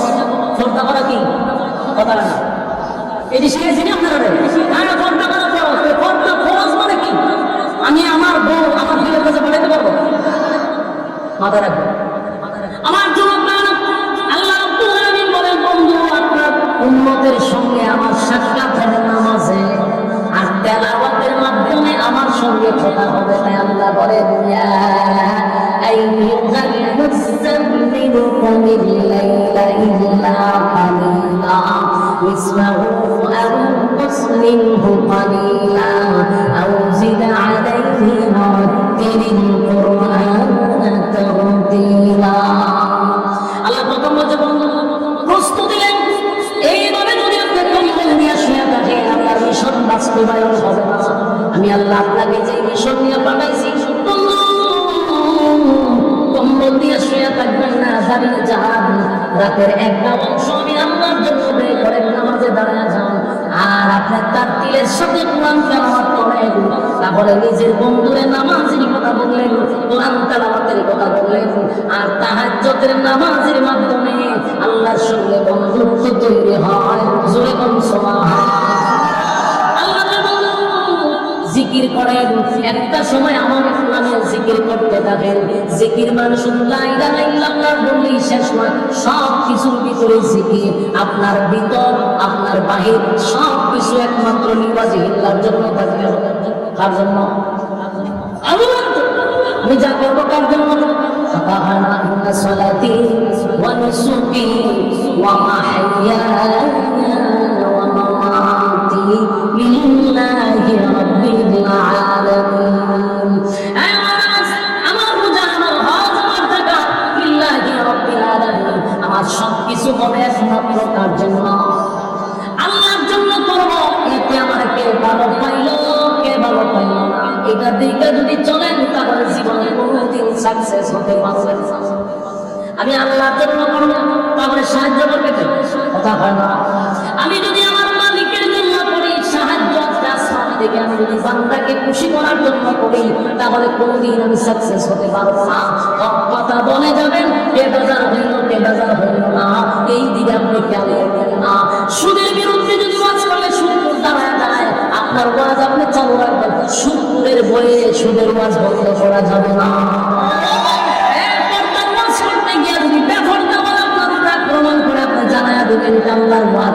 আমি আমার ওয়াজ চালায়া যাব, এই জন্য বেফরদাওয়ালাদের হুমকিতে আমার ঘরদার ওয়াজ বন্ধ করলে চলবে না। ঘুষের বিরুদ্ধে ওয়াজ করলে, ঘুষখোর যদি বিগড়ে যায়, এর জন্য ওয়াজ বন্ধ করা যাবে না। চাঁদাবাজের বিরুদ্ধে ওয়াজ করলে, তুমি চাঁদাবাজ চাঁদাবাজের ওয়াজ বন্ধ কথা হয় না। টেন্ডারবাজের ওয়াজ বন্ধ করা যাবে। আমার কথা বলো, আল্লাহ বলেন তোমরা হক কথা বলো। হক কথা, হক কথা বলতে হবে। এটা তিতা, কিন্তু এটা বলতে হবে। মিষ্টি না, কথা কিন্তু তিতা, এটা কিনা মিষ্টি, সবার কাছে ভালো লাগবে কিন্তু আপনার জবান বন্ধ করা যাবে না। আমার যুবক ভাইরা, আপনাদেরকে যেই জায়গায় রাখছিলাম সেই জায়গায় আমরা যেভাবে চলতেছি কোনো অসুবিধা নাই। আপনার আশেখের রাসূল নবীর প্রেমিক হিসাবে দাবি করেন। আমি শুধু এতটুকুই বলবো, যেই পরিমাণ নবীরে ভালোবাসেন শুধু ওই পরিমাণ নবীর এতাত করেন, নবীর অনুসরণ আর অনুকরণ করে চলেন। আল্লাহর কসম, আপনার নবীর হাউজে কাউসারের পানি পান করবেন।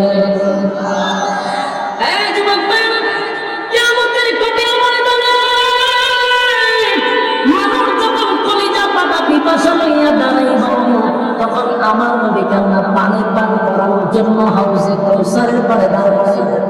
আর আমার নবী কাদেরকে পানি পান করে? নবীর উম্মতের কাছে এক পেয়ালা পানি নবীর বরকতি হাতে পানি পৌঁছায় দিবে। সেদিন অনেক মানুষই নবীর কাছে যাবে পানি পান করার জন্য, কিন্তু সেদিন নবীরে তারা দেখতে পাবে না, নবীও তাদেরকে দেখবে না। একটা চিৎকার দিয়া বলবে, মালিক নবীর জন্য তো মিছিল করলাম, নবীর জন্য জীবন দিলাম, কিন্তু আজকে পানি পান করতে আসলাম তো আমার বন্ধু দেখি না। আমার বন্ধু সবাই পানি পান করাইল, কিন্তু আমি নবীর কাছে আসার পরে মাঝখানে একটা পর্দা পড়ে গেল, এখন আর নবীরে দেখা যায় না। আল্লাহ আওয়াজ দিয়া বলবে, বন্ধু আপনার এই উম্মত দুনিয়াতে আপনার তরিকা অনুযায়ী জীবন যাপন করে নাই, মন ভরা জিন্দেগি চালাইছে, পীরের কথা শুনে জীবন যাপন করছে, একবারও কোরআন হাদিসে আছে কিনা এটা একবারও চেক করলো না, একবারও সে এটা স্টাডি করলো না। জীবনটা চালাইছে মন ভরা জীবন যাপন কইরা নবীর হাতের বরকতের পানি পান করা যাবে না।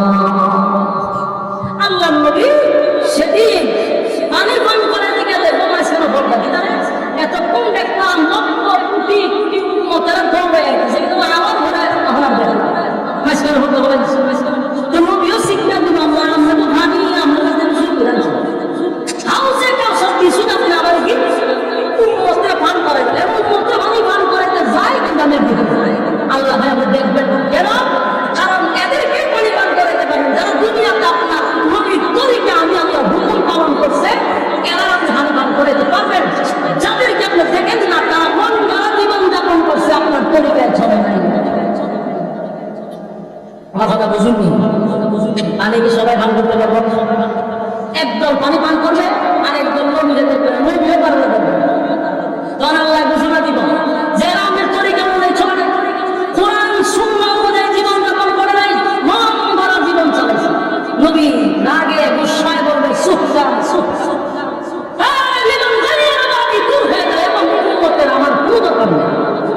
কি বুঝলেন? নবী যদি হাসরের মাঠে আপনি আমার সরাইয়া দেয় আর কেউ আমরা সুপারিশ করবো কথা বলেন, কোন ফির মহিলাকে সুপারিশ করে জান্নাতে নিতে পারবে কথা বলেন। আমরা একটা কিছু করাই দিচ্ছে যে ভিড় করছ নিশ্চিত টাকা জান্নাত বলে দেন না, জান্নাতটা কিনা ফিরের পাবে জগতের পাবে কিনা নেই। আদম নবীর থেকে নিয়ে ঈসা রূহুল্লাহ পর্যন্ত কোনো নবীর সাহস নাই হাসরের মাঠে আল্লাহর সঙ্গে কথা বলা। সবাই তরতর করে কাঁপতে থাকে, শুধুমাত্র কেবলমাত্র আমার আপনার নবী আল্লাহর সঙ্গে কথা বলবেন। সেদিন একমাত্র আমার নবী সুপারিশ করার যোগ্যতা পাবে, আর কেউ যোগ্যতা পাবে না। যতই আপনি নাম খাওয়ানোর সাগর আর গুণ খাওয়ান নবী সুপারিশ করলেই জান্নাতে যেতে পারে। নবী যাদেরকে সুপারিশ করবে, নবীর তরিকায় যারা চলবে তাদেরকে নবী সুপারিশ করবে। নবীর তরিকায় চলবেন না, মন গড়া চলবেন, নবীর হাতের হানিমান করতে পারবেন না। মানুষ হাসরের মাঠে উঠছে কলিজা পাতা পিপাসা নিয়ে উলঙ্গ অবস্থায়, এত পিপাসা লাগবে যে পৃথিবীর সব পানি দিলে তার তৃষ্ণা নিবারণ হবে। আর যারা নবীর হাতে এক পেয়ালা পানি খালি পান করবে 50,000 বছরের ভিতরে পানি পান করা লাগবে। এমন এক পানি, এই পানি শুধু একমাত্র আশেখ রাসূলের জন্য। তা আমার জন্যই পানি রাখছে, কিন্তু ভালোবাসার সাথে খালি নবীর তরিকায় চলবে, আর কিছু লাগবে। কথা কি বুঝতেছেন? আমার যুবক ভাইরা, শেষ কথা বলি, আপনাদেরকে বিরক্ত করছি অনেকক্ষণ সময়, আপনারা গরমের মধ্যে বসে আছেন। আমি আমি কথা শেষ করতেছি। এক নাম্বার কথা হলো নবীর ভালোবাসা লইয়া যেমন আবু তালেব জাহান্নামে গেল, আমরা শুধু ভালোবাসা যদি রাখি আমরা জান্নাতে যাব। তাই ভালোবাসার সঙ্গে নবীর অনুসরণ অনুকরণ থাকতে হবে। কথা বলেন। আবু বকর ভালোবাসা, আবু তালেব আল্লাহ করেছে বেশি নবীর ভালোবাসে, কিন্তু আবু বকর জান্নাতের সর্বোচ্চ স্থানে গিয়ে বসে গেল, আর আবু তালেব জাহান্নামে গেল। মাঝখানে শুধু নবীর তরিকা নাই, নবীর অনুসরণ নাই, নবীর অনুসরণ অনুকরণ ছাড়া জান্নাতে ঢোকার অনুমতি নাই। আপনি আমার নবীরে আল্লাহ এত পাওয়ার দিছে গো, এত পাওয়ার আমার নবীরে আপনার নবীরে দিছে। আদম নবী গিয়া বললেও জান্নাতের গেট খুলে না। এই ইব্রাহিম খলিলুল্লাহ, খলিলুল্লাহ মানে আল্লাহর বন্ধু, আল্লাহর বন্ধু খলিলুল্লাহ কত পরীক্ষা দিল, সেই পরীক্ষা দিয়েও আল্লাহর বন্ধু খলিলুল্লাহ জান্নাতের গেটে গেলে গেট খুলে না। মুসা নবী কালিমুল্লাহ আল্লাহর সঙ্গে এত কথা বলার পরেও মুসা নবী বলে জান্নাতের গেট খুলে না। ঈসা পয়গম্বর বললেও জান্নাতের গেট খুলে না। কিন্তু আমার নবী যাওয়ার পরে ফেরেশতারা বলে আপনার জন্য অপেক্ষায় ছিলাম, চিৎকার দিয়ে বলুন সুবহানাল্লাহ।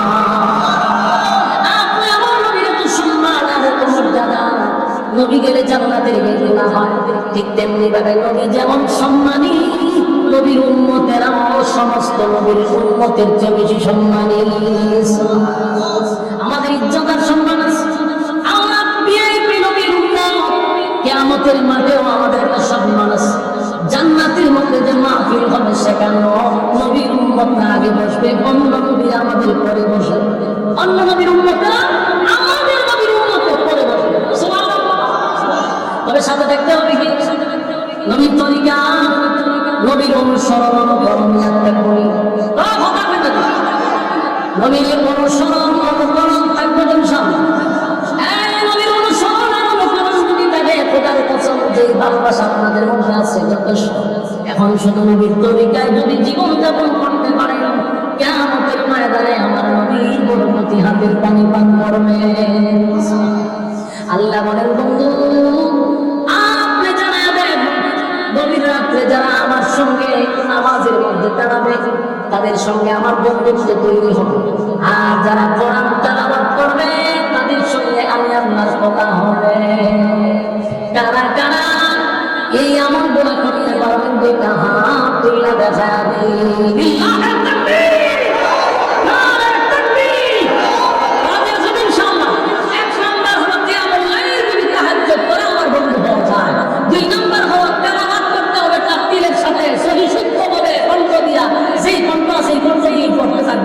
এতে আল্লাহর সঙ্গে আরো কাছে যাওয়া যায়, আল্লাহর সঙ্গে কথা বলতে ইনশাআল্লাহ।